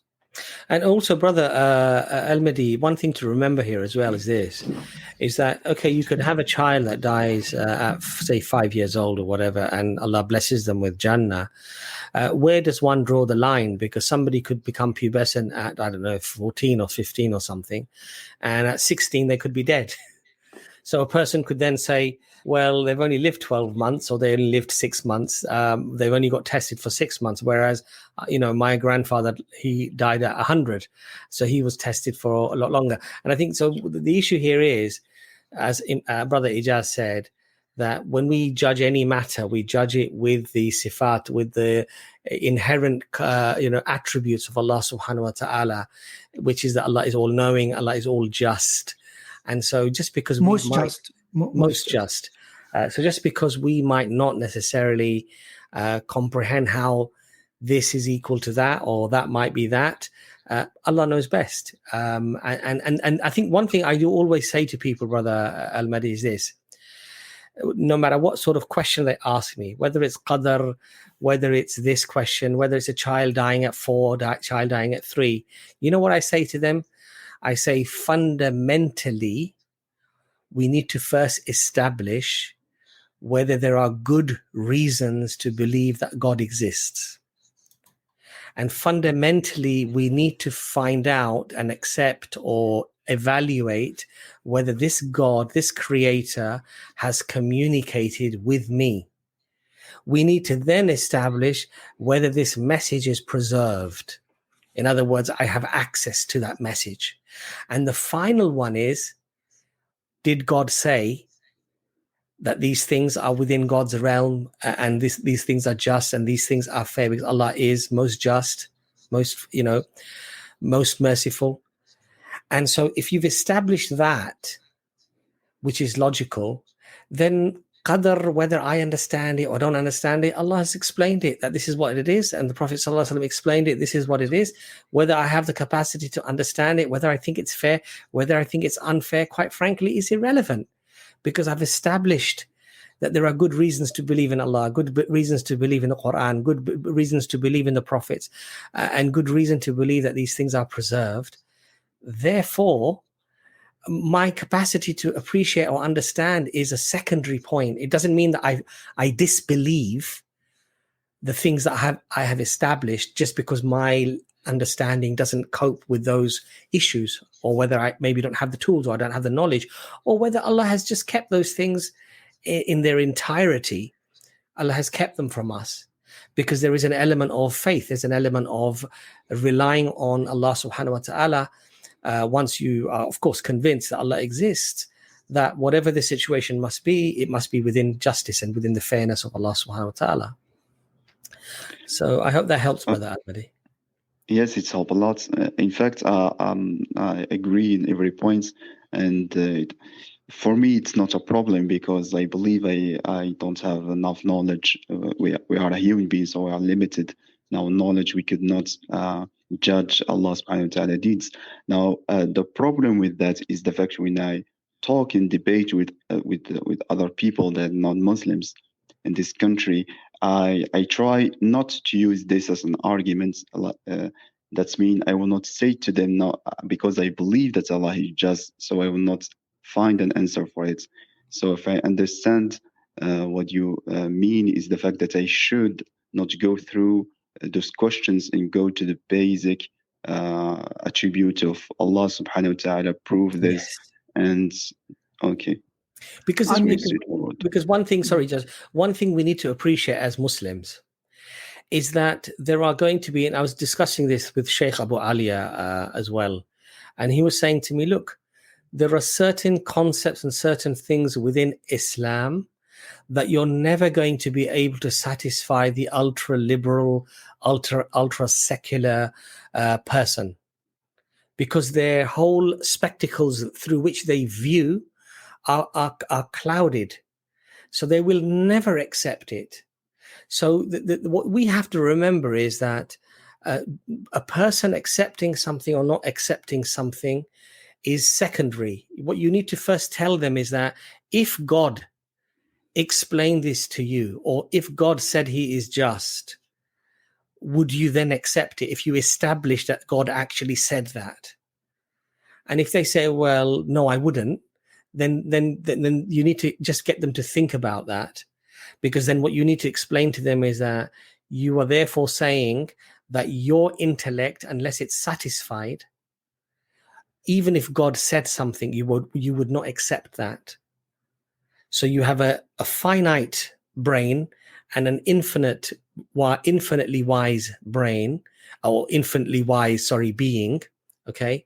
And what you're actually arguing is that you would negate what the infinite is telling you, and you would trust your finite understanding of something. And that person might then start to think that actually that sounds a bit silly. So if you were to establish that God exists, and if you were to establish that God said this is how things are going to be, would you accept it? And if the person is sensible, they would say, well, if I establish that God exists, and if I establish that God said that, of course I would accept it. Then say, well, then let's look at those arguments as to why God exists and what God has actually said. Does that help, brother? Yes, thank you. Barakallahu fikum. Definitely, I will use your thoughts in my next debate, I hope. Thank you. Barakallahu fikum. Alhamdulillah. So I think we lost Brother Dawi there earlier because I think his phone ran out. Brother Maher, do you want to just quickly put your camera on so we can identify you? Thank you very much. We'll get you on next. Welcome to the screen. Assalamu alaikum. Wa alaikum salam. Wa alaikum salam. Yeah. My question is, it can be split in two ways. One part is for the Muslim and the other part for the non-Muslim. It's about the topic of artificial intelligence and the debate around it, about Muslim thinking that we, in the near future, can create a machine that can think, talk, and have experience like a normal human, which I find quite problematic with Islam, because we know we cannot create life, especially as complicated as a human. So how could we respond to this problem? So there's a simple question here. Only souls can be tested and judged, and I think people misunderstand machine learning and like things like the neural link and these types of things. Just generally speaking, robots and applications can only do what we program them to do. So there will always still be a human that's culpable for the thinking of another machine, right? We have to specifically direct it to a particular data set that it then, looks at certain patterns and it analyzes things in a particular way. There will still always be a person behind that that's managing that. And I don't think that we'll ever come to the point where there will be, beings that we can create artificially that can create other beings, or that they can have the same kind of culpability or responsibility like a human would have. I don't think we'll ever reach that level, but even if we do, for the sake of the argument, even if we do, this would not inherently affect our beliefs, because we understand that only humans are culpable. And, Allah has told us, alhamdulillah, that there are certain limits that we must obey.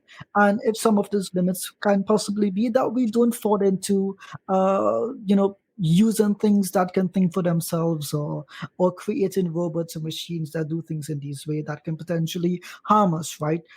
I would just suffice it to say with this. There were a lot of computer scientists, ethicists, and a lot of neuroscientists, ethicists as well, looking into this question. But the question of culpability always comes back to humans, because we are the ones that give the machines basically the data sets that they will analyze, and we tell them what the limits are and how the analysis should be done. So just suffice it to say, I don't think we'll ever reach that point. But if we do, there are ethicists looking into it. Yeah. And I think the thing is that when people say that we will be able to, crack what it is to be human or whatever, there are certain fundamental assumptions that these people are making. And those assumptions are that we don't have a soul, that consciousness is simply a function of matter and energy. And if we can somehow duplicate that matter and energy, we can somehow duplicate consciousness. And the reality, of course, is that our paradigm is that we do have a soul, and that we have consciousness, which is not a mechanical function of, some atoms flying around, but there's something else that's way beyond that. And this is why we have statements like the hard problem of consciousness or whatever, because these things are, even if you look at, for example, a human brain, in a scan, whilst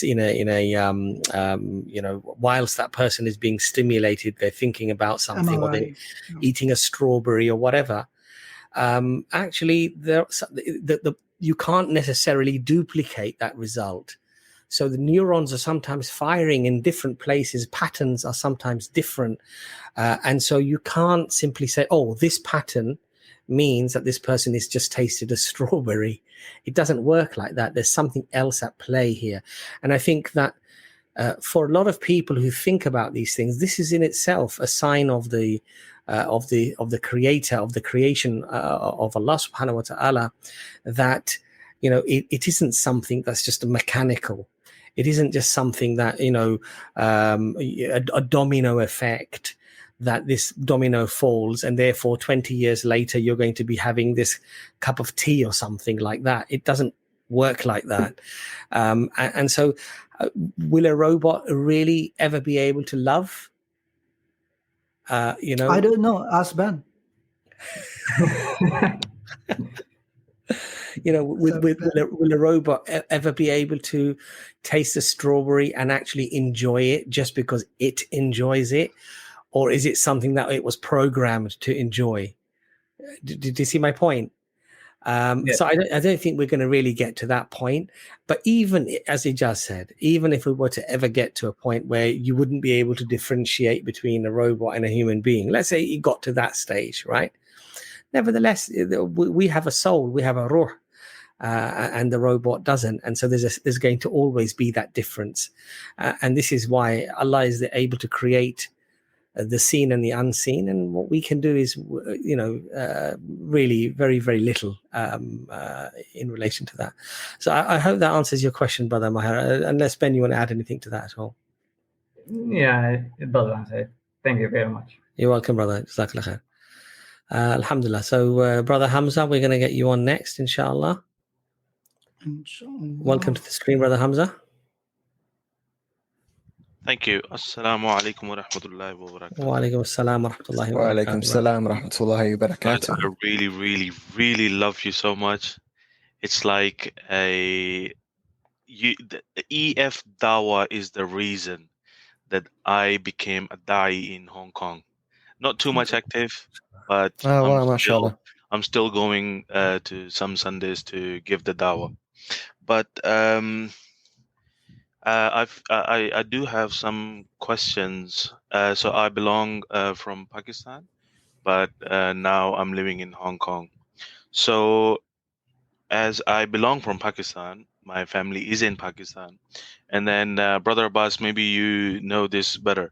So in Pakistan, we have a very, very so much saturated community that they have so many different sects. And then just because of one or two different, I don't want to go into those differences now, but just because of one or two differences, the other person is claiming that the other person is a kafir. And then he's going straight into Jahannam, right? And then when I talk to some of those people, and then I'm thinking myself that, am I going straight to Jannah or straight going into hell? And then to be very honest, Allah knows, I was stressed. And then I got migraines and I was having the headaches, and me and my sister as well, because she how do I say, me and my sister, we nearly just recently started practicing Islam and everything, and then now we're very much into it. I mean, each and everything, every breath is for Islam and everything. So when we do these things, so we start to learn about Islam, and then we start to learn the other things about Islam, and then people they're saying that you're doing wrong. So first, I know this is Dawah Clinic, but this is really the things me and my sister we need to clear out. So first of the thing is this, that what do you guys think about the wasila or the mediary? So can we ask to Allah? Can we ask from Allah through someone in the middle? Okay. I'll let Brother Ijaz come in there. Brother Ijaz. Just quickly, Brother Hamza, I would say that this may be the incorrect stream to ask this question. We do have a stream with Sheikh Abu Aliya where you can ask such questions.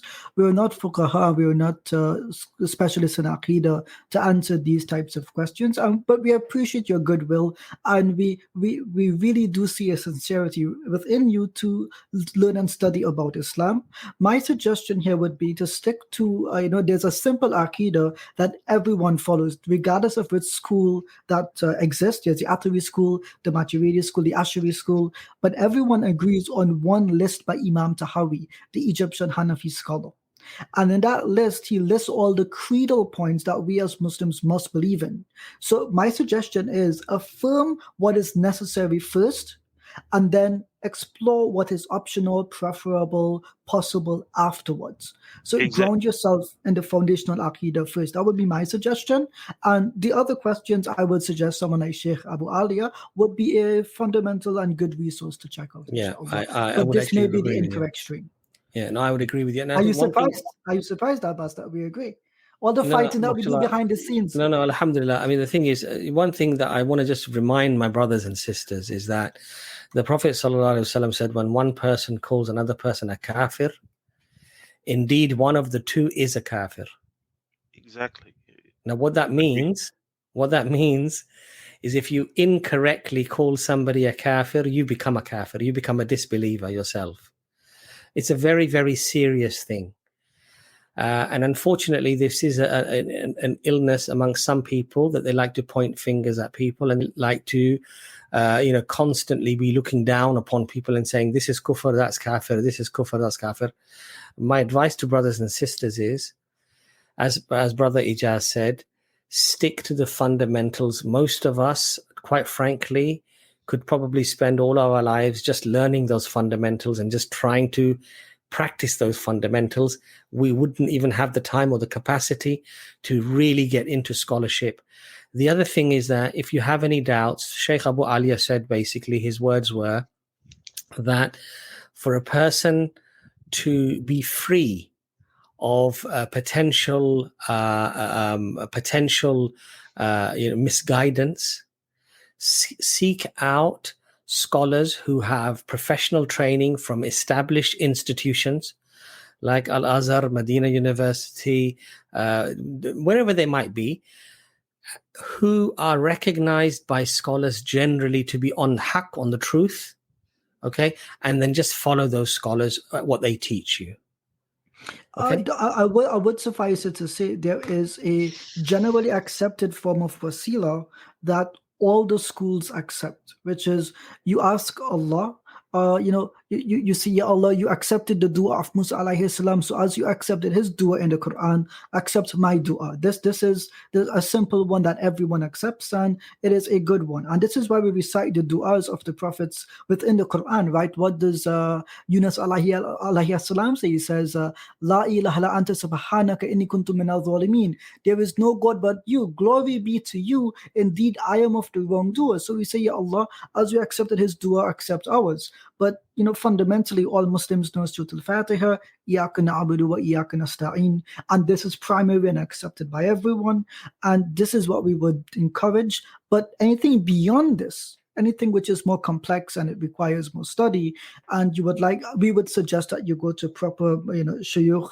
who are, like Brother Abbas said, are qualified and authorized to speak on the subject. We're just du'at, we're not fuqaha. I can't tell you what is permissible in terms of the fiqh of this, but I can tell you what is fundamentally and generally accepted, and that's what I mentioned just now. Exactly. And to be honest, you know what? I have been told not only to put the wasila of not only Prophet Muhammad, peace be upon him, but also the scholars as well, like Sheikh Abdul Qadir Jilani rahmatullah alayhi as well. And then people associate the stories to him rahmatullah alayhi, which are really, really, I mean, it doesn't even make sense. Like, maybe some stories. I don't want to put it here, but some stories that he look at his follower and then he died, and then To be honest, brother, we're not qualified. All due respect. I know, but those people, they call me mushrik. No, but brother, listen. I think Brother Ijaz has explained it very, very well. Ultimately, we have been given, mashallah, beautiful guidance in terms of how we should seek out scholarship and how we should practice our religion. It's, mashallah, very, very clear. And as Brother Ijaz said, that there are certain fundamental, foundational concepts of our aqidah, our belief. Follow those. The people who say things to you are going to be judged by Allah subhanahu wa ta'ala separate from you, and you will be judged separately from them.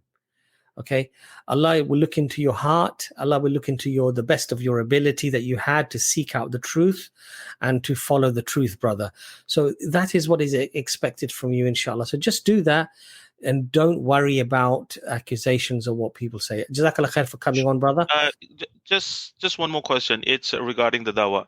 I want to give to dawah to my blind atheist father-in-law, Chinese father-in-law, because I got married into interracial marriage. So how can I approach him? There's a fantastic group in Hong Kong. It's called the Serving Islam Team. I'm not sure if you've heard of That has been them. off for nearly 5 years now. It's been off? Yeah, I mean they're not too much active.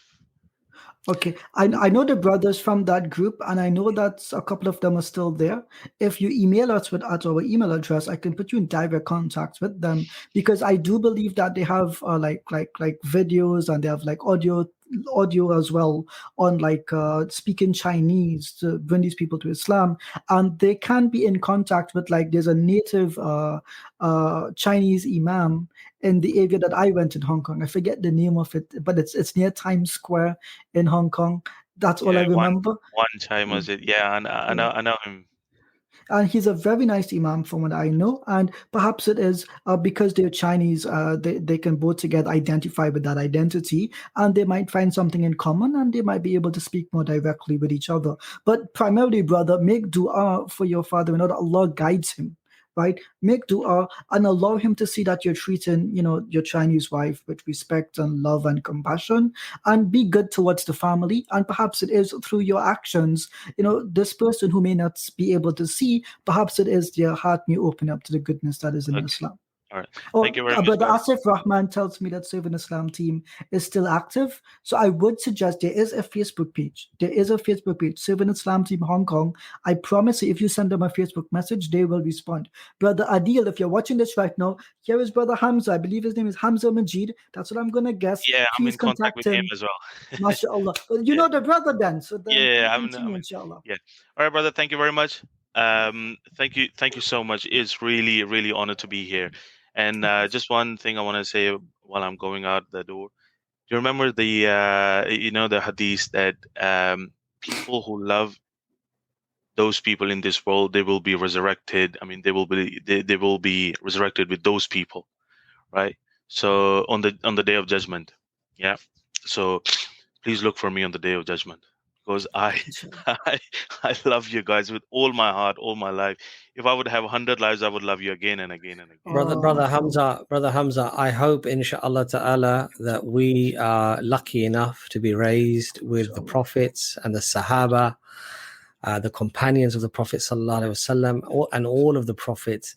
And yes, I hope that inshallah we are there, and I hope that you are there, and I hope that inshallah Allah blesses all of our mashallah viewers and all of the ummah to be raised with our beloved Prophet sallallahu alaihi wasallam and the companions. That would be clearly one of the greatest, if not the greatest honors, subhanallah, that we could have. But jazakallah khair, brother, for coming. You guys are the celebrities for me, not the Tony and the Leo Messi and the Cristiano. No, brother. We are nothing. And simple servants of Allah. That's we are nothing, and we are simply Allah has blessed us. We started this channel by just going to Speaker's Corner, holding a camera in our hand like this, because we had no tripod. Okay. And we thought we would just try to do some dawah, and we would try to, and it was Allah that inspired us. It was Allah that gave us the knowledge, the strength, the ability to do what we've done. We have done nothing ourselves. And if tomorrow we do not do the dawah in a way that is pleasing to Allah, and I hope that what we are doing is pleasing to Allah, Allah will easily replace us with somebody else. So, wallahi, this is the truth. And the reality is that if Allah was to open up our sins to people, it doesn't matter how great a da'i people might see you to be, they would not even shake your hand. That's the reality. Yes. The reality is that Allah has concealed our faults from the people, so people respect us. If tomorrow Allah was to open up our thoughts and our mistakes to the people, maybe the people wouldn't even want to come onto the show. And that's the reality of what, and we need to all remember this. That wallahi, whatever we have is from Allah subhanahu wa ta'ala, and there's nothing, no good really is from ourselves. It's all inspired and it's all given by Allah, and it's a blessing from Allah subhanahu wa ta'ala. Yes, indeed. But jazakallah khair for your kind words.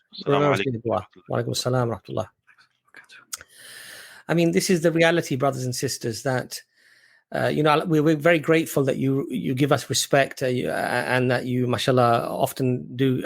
We meet many brothers and sisters at Speaker's Corner as well, and they come and they give a lot of, mashallah, a lot of praise. But the reality is, all of us, regardless of whether we have a beard down to here, whether we're praying, or 24 hours a day, it doesn't matter.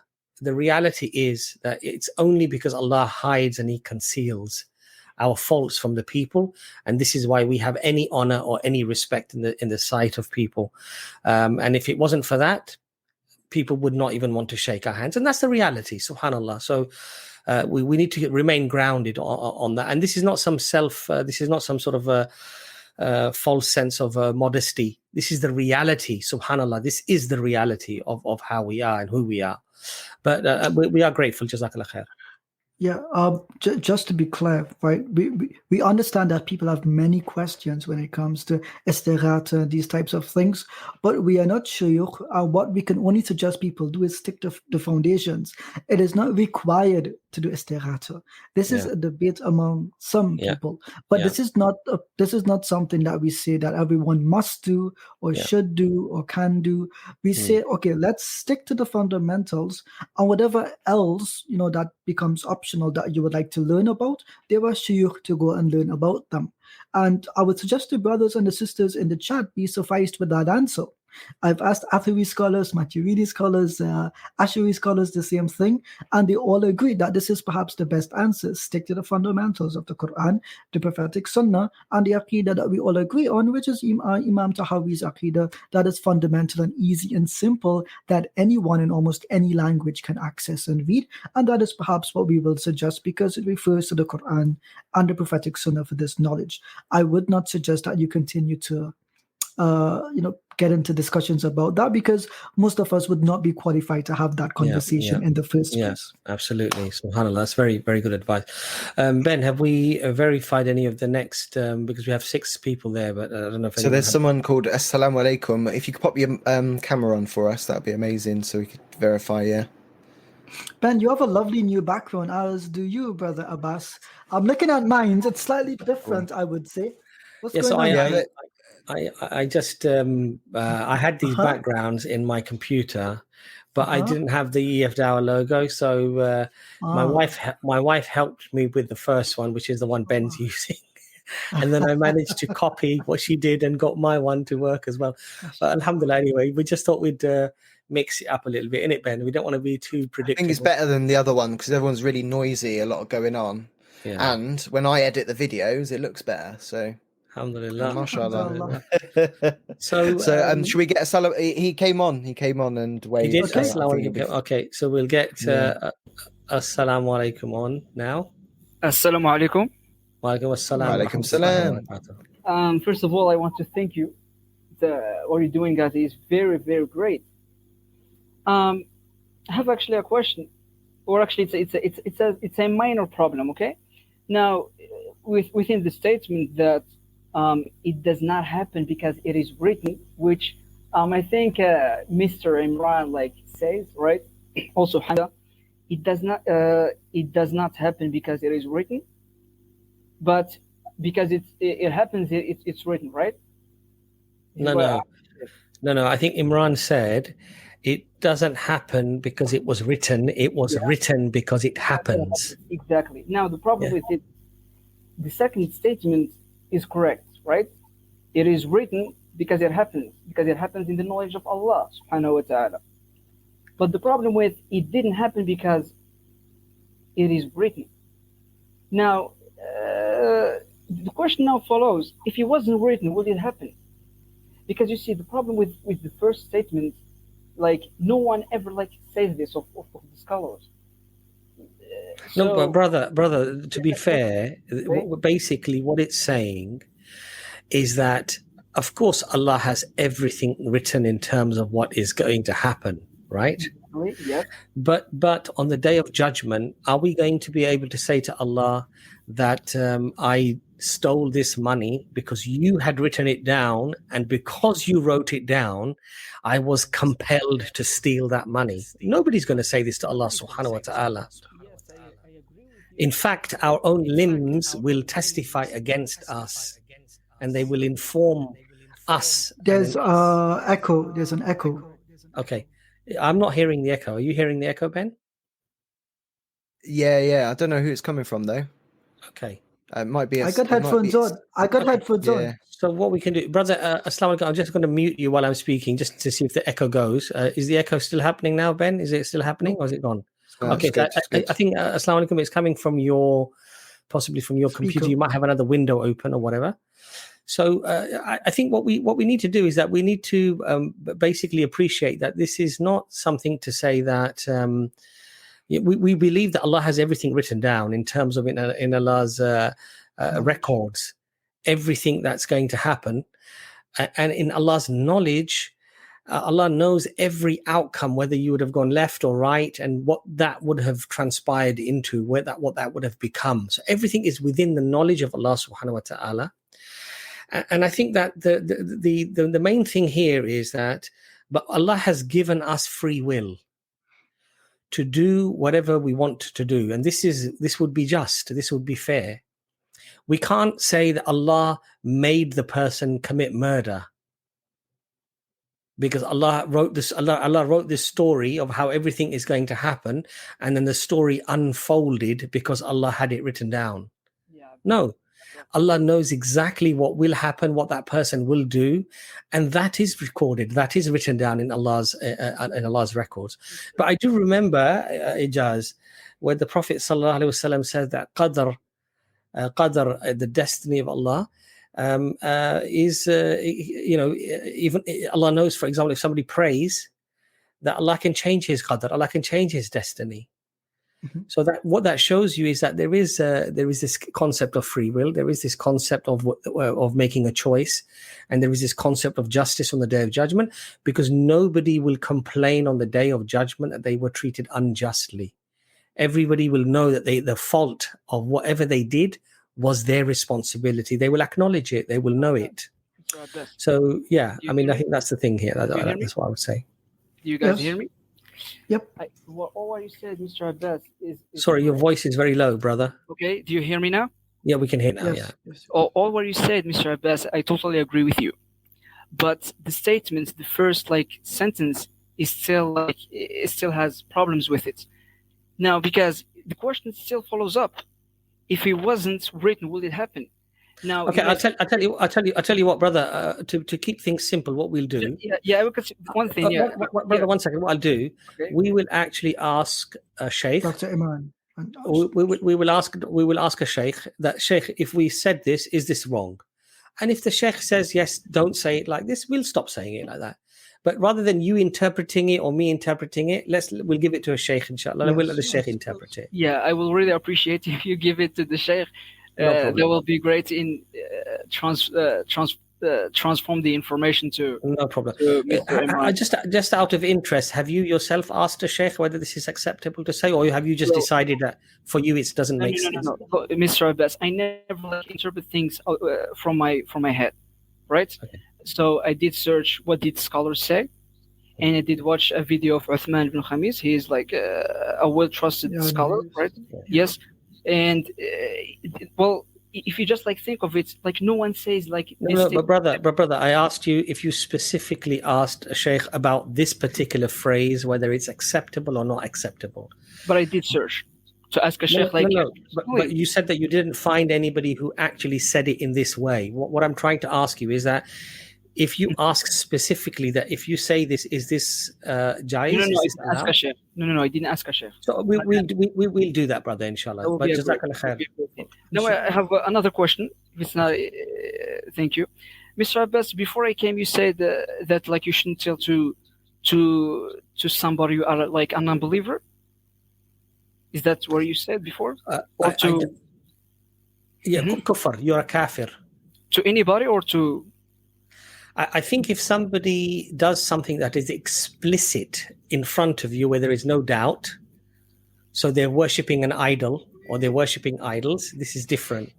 No. But otherwise, go ahead, Jas, what you say? Okay. Yeah. So, I would just say here, Brother Abbas meant the statement towards a Muslim because a kafir is a kafir. Full stop. Ijaz. That's correct. Now everything is clear. Okay. So you are not like exactly. Alhamdulillah. You are not allowed to tell to a Muslim you are a kafir. That's a very dangerous statement to accuse someone.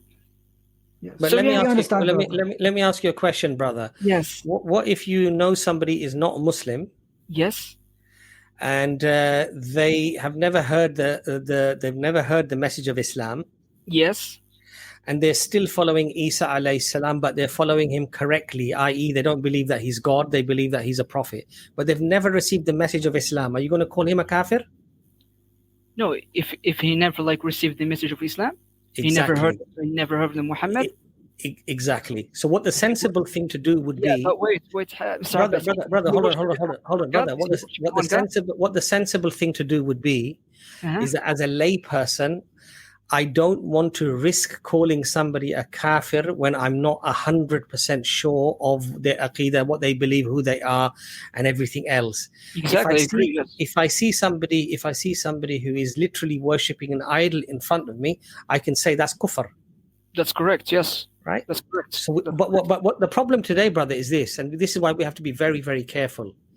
This word kafir, this word kufr, is being used like candy. Yes. To be honest, I don't know what this got to do with dawah. Anyway, no, but the thing with dawah, Ben, what it is that this Mr. Ben, we are asking different questions, Mr. Ben. Anyway, but brother, Ben is right to some extent. The point here is that we should just be very, very careful when we use our language, and there are a lot of people who use this word kafir and kufr like candy, and they don't understand the consequences if they get it wrong. That the Prophet ﷺ said, indeed, one of the two is a kafir. Exactly. So if you accuse somebody of being a kafir and they're not a kafir, you become a kafir. So we need to be careful about that. But brother, jazakallah khair for coming on. Yeah, thank you all for your efforts. May Allah reward you. Jazakallah khair. Assalamu alaikum. Ameen. Assalamu alaikum, bro. Okay, I think we can get one more guest on, Ben. Is that right? Because we're really running. Next guy on the list is Bash, but you just need to pop your camera on, Bash, so we can verify you. It's bedtime for those in the UK, as you know. Give us a wave. Give us a wave. Alhamdulillah. Yeah, bring Bash on. Okay. Bash, welcome to the stream. Bash seems bashful, if anything. Assalamu alaikum. Wa alaikum assalam wa rahmatullah. Wa alaikum assalam wa rahmatullah. Jazakumullahu khair. I have a few questions. Well, I was born as a Muslim, and I still practice Islam, of course. And I started watching you guys and a lot of other brothers recently, and mashallah, it helped me a lot, let's say. My question is, I'd like to study more, but I don't know where to start from. Like when I watch you guys, you can, I can tell that you understand the Quran, you understand where it was revealed and how, and the whole story behind it and the meaning and everything. And I'd like to do the same. I love to understand everything, but I don't know where and how to start. So that's a really good question, and we like that question. I can recommend a couple of institutes that I think are appropriate. There is one called the I3 Institute. It has classes for those in Europe and those in North America. fantastic scholars lead that institute. That's one of the ones I would personally recommend. I'm also aware of, I think, Cambridge Muslim College, if I'm not mistaken, in the UK. And those would be two places I would generally start. If you're looking for something online, those were the two places I would begin to look at. And also, I'd say look into IERA.org and Sapiens Institute. You'll find a lot of information there as well. But Ijaz is right. They Cambridge Muslim College, they do formal courses, and so it depends how deep you want to go into it, and whether you want to go down the academic route or just inshallah learn the basics. But Sapiens Institute and IERA.org. Also, there's many free literature. There's a lot of free literature, a lot of free streams, and also not podcasts. What do they call the courses? No, what are the courses they do on video on webinars? Webinars. They do a lot of webinars as well. Inshallah, you should find those quite helpful. Thank you. I appreciate it. Would you recommend any books in regards to that? Brother Ijaz? But it depends. What do you want to study? Aqidah? You want to study fiqh? Where do you intend to go? There's a book. I don't have it here with me. How do I do this then? Okay, give me 10 seconds. I'll be right back. I'll show you a book that I recommend. Give me one more. Sure. And Brother Abbas, would you, if you could write this website in the chat, I would really appreciate it, because I don't remember them right.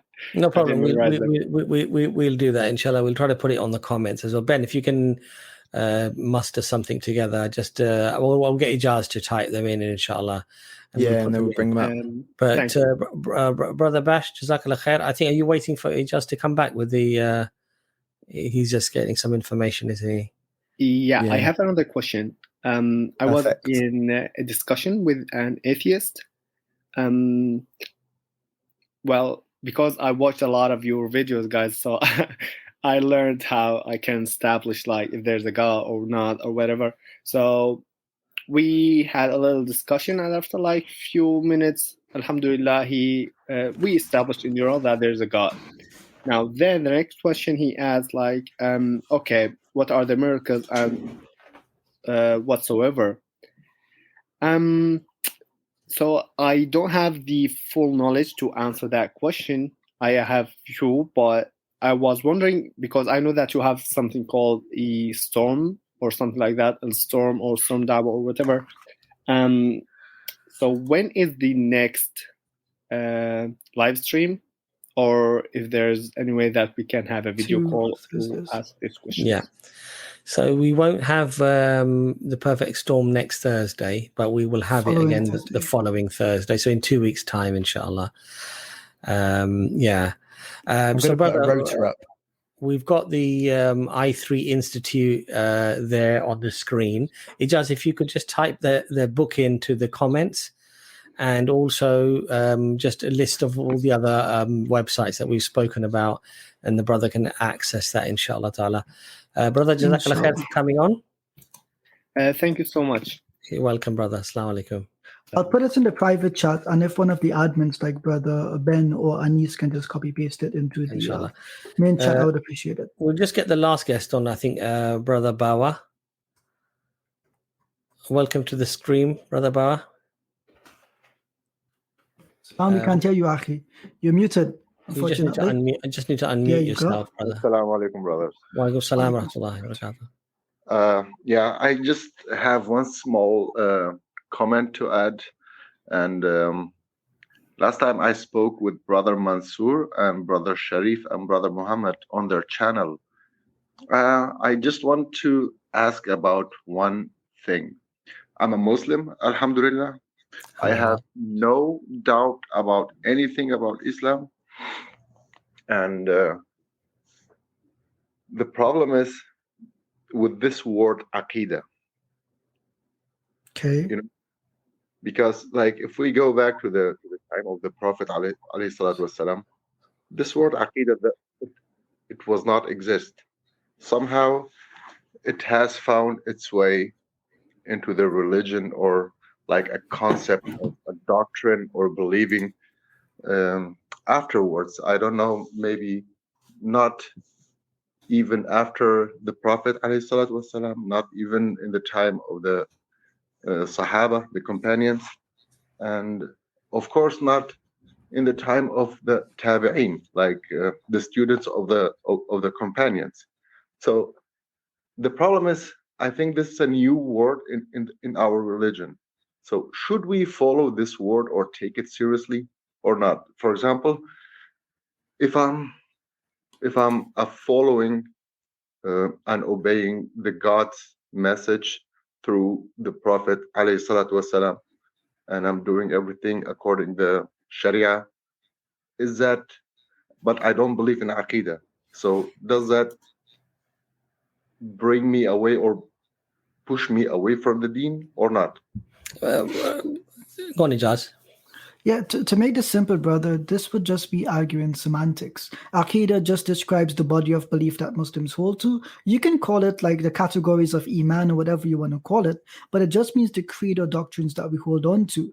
I don't think disputing about the word itself is helpful, because we understand what we need to believe from the Quran and the prophetic Sunnah, and all we have done as Muslims is collect what is necessary to believe in, and we've put it in a formalized form. Right? We've simply compiled what is already required. So I don't think it befits any of us to really argue about the word itself, but we should argue about other things it refers to, which is our necessary beliefs about Islam. And also the thing, Brother Bawa, to remember here is that the word Tawheed doesn't exist in the Quran, for example. Yes. Right? I know exactly what you mean, Brother Abbas. I'm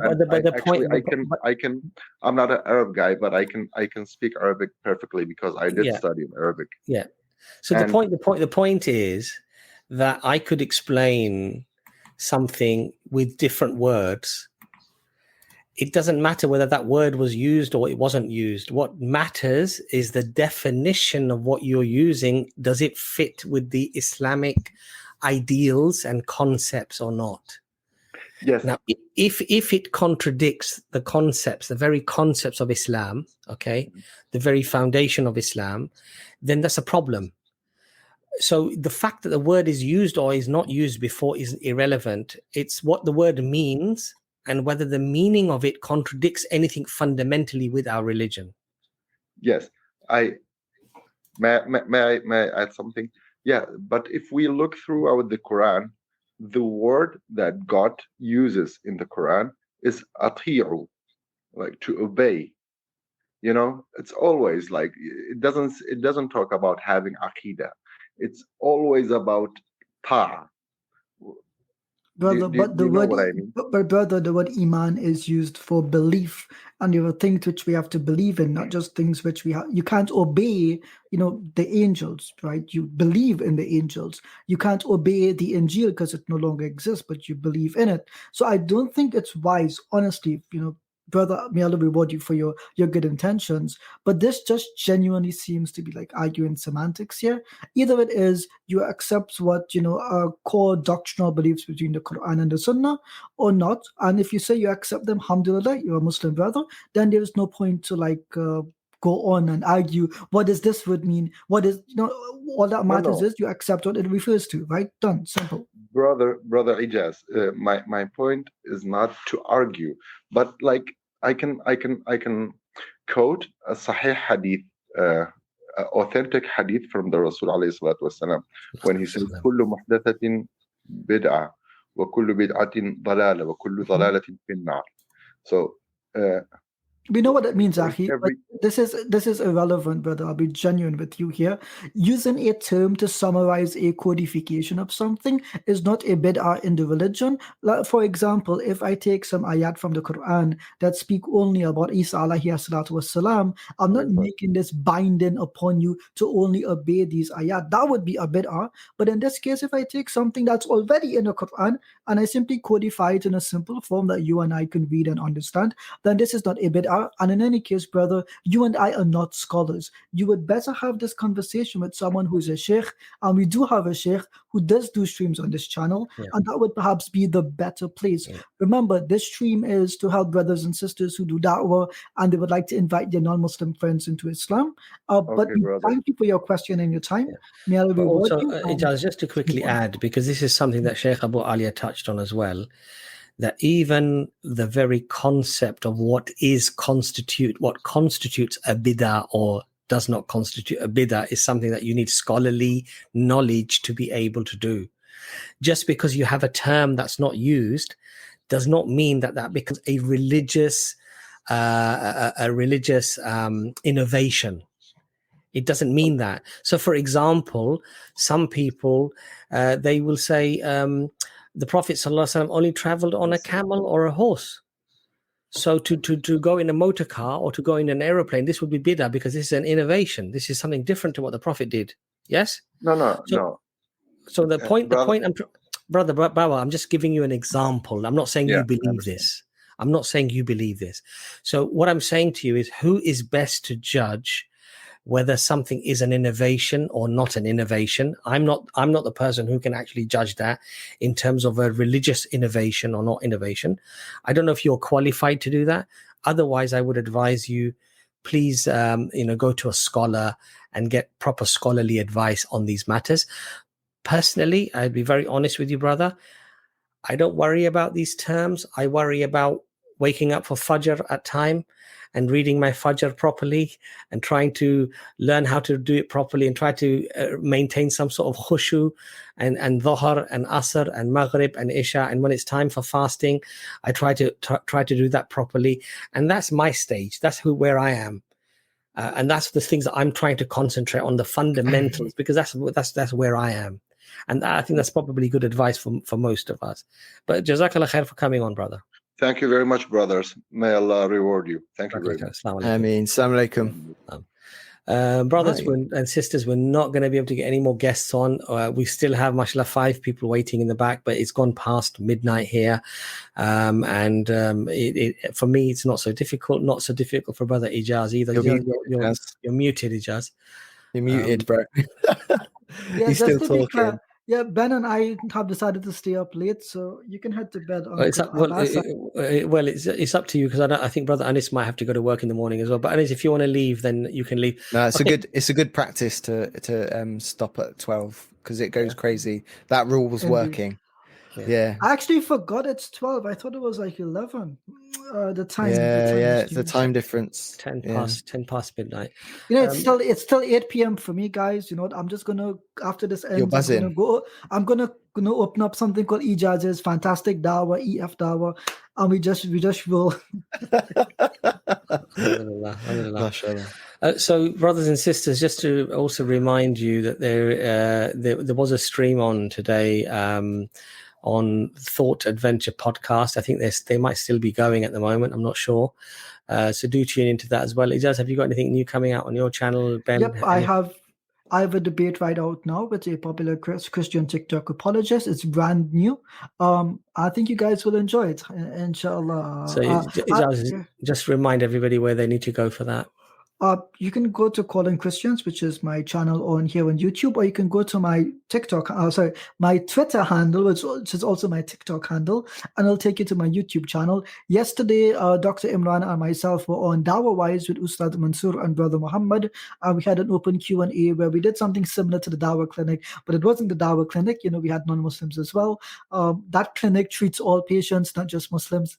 So yeah, alhamdulillah, it was a fantastic stream. I would suggest you guys go check that out. Brand new content, really fantastic conversations, and we had a good time, alhamdulillah.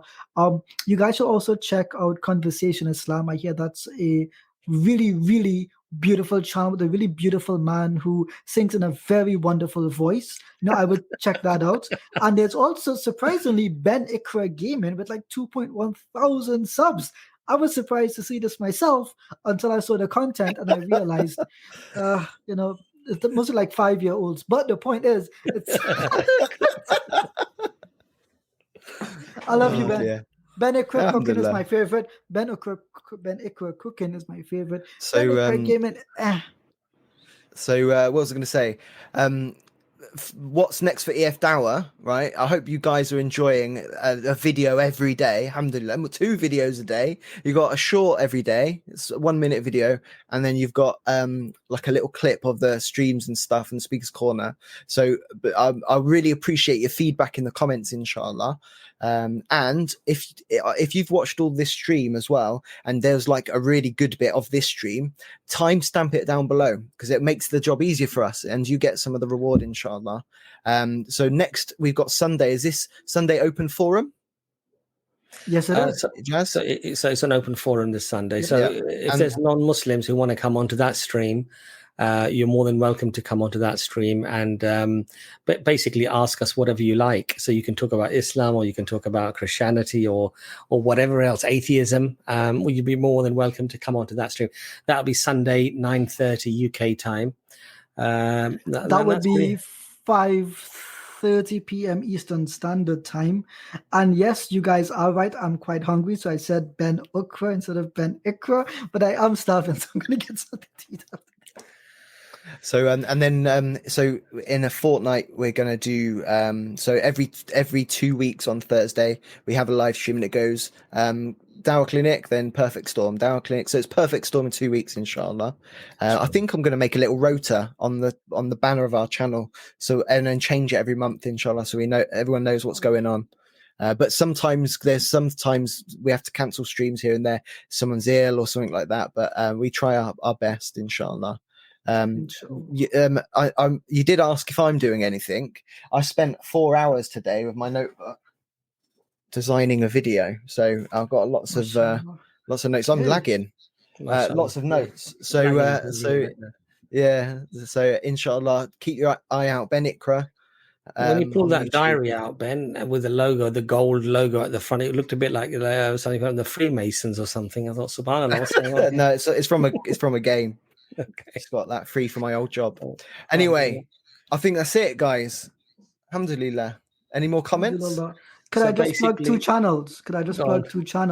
Foundational Thoughts by Dr. Imran and Hamza's Den by Hamza. Is there Chris? What is Chris's channel? Come to Success. Brother Chris has a GoFundMe right now. Is it still active, guys? I think it's still active. I think it's done, bro. I think he's actually achieved done, it. Mashallah. Okay, mashallah. But do double check out his channel. Yeah, check his channel. So it's got a really good journey going. I'm really lagging, aren't I? Well, that's weird. Wow. So, brothers and sisters, we're coming to the end of the stream. Anything that we've said that was correct, that was fruitful or beneficial, this is from Allah subhanahu wa ta'ala. Of course, any mistakes that we've made or said things that were wrong is from ourselves. Inshallah, may Allah forgive us for those. Please remember us and our families in your dua and your supplication to Allah. That Allah bestows us and our families, and of course the whole ummah, with afiyah. And afiyah is one of the best things to ask for. It's the freeing from all difficulties and all problems, inshallah. So jazakallah khair for all of your support, and for, constantly, for a lot of the regulars, mashallah, who are always on all of the streams, mashallah, and giving very positive feedback. Jazakallah khair for that. And inshallah, remember us all in your du'as, inshallah. Assalamu alaikum. Inshallah. No, just one thing. Ben, why have you gone suddenly green? Yeah, because I get lagging, so I just turned it off. Okay. Yeah, just quickly, we were in the 3 white days in the month of Sha'ban, just before the month of Ramadan. And tonight is also a sacred night because it's also the night of Jummah, right? And I believe it's night of the 15th within the white days as well. So I would suggest Muslim brothers and sisters for the yesterday, today, and tomorrow, if you haven't already started, pray extra, inshallah, do more dua, do more dhikr, perform more nawafil salah, read, do tilawah of the Quran, whatever you can do to prepare yourself for Ramadan, but also earn the barakah of these sacred nights, inshallah. That's what we should encourage each other to do. So don't just watch YouTube. Go and do something, some actual ibadah, inshallah, and may Allah accept it from you and from us. Ameen. Inshallah, ameen. Mashallah, great advice. Jazakallah khair. Brothers and sisters, assalamu alaikum wa rahmatullahi wa barakatuh. Assalamu alaikum wa rahmatullahi wa barakatuh.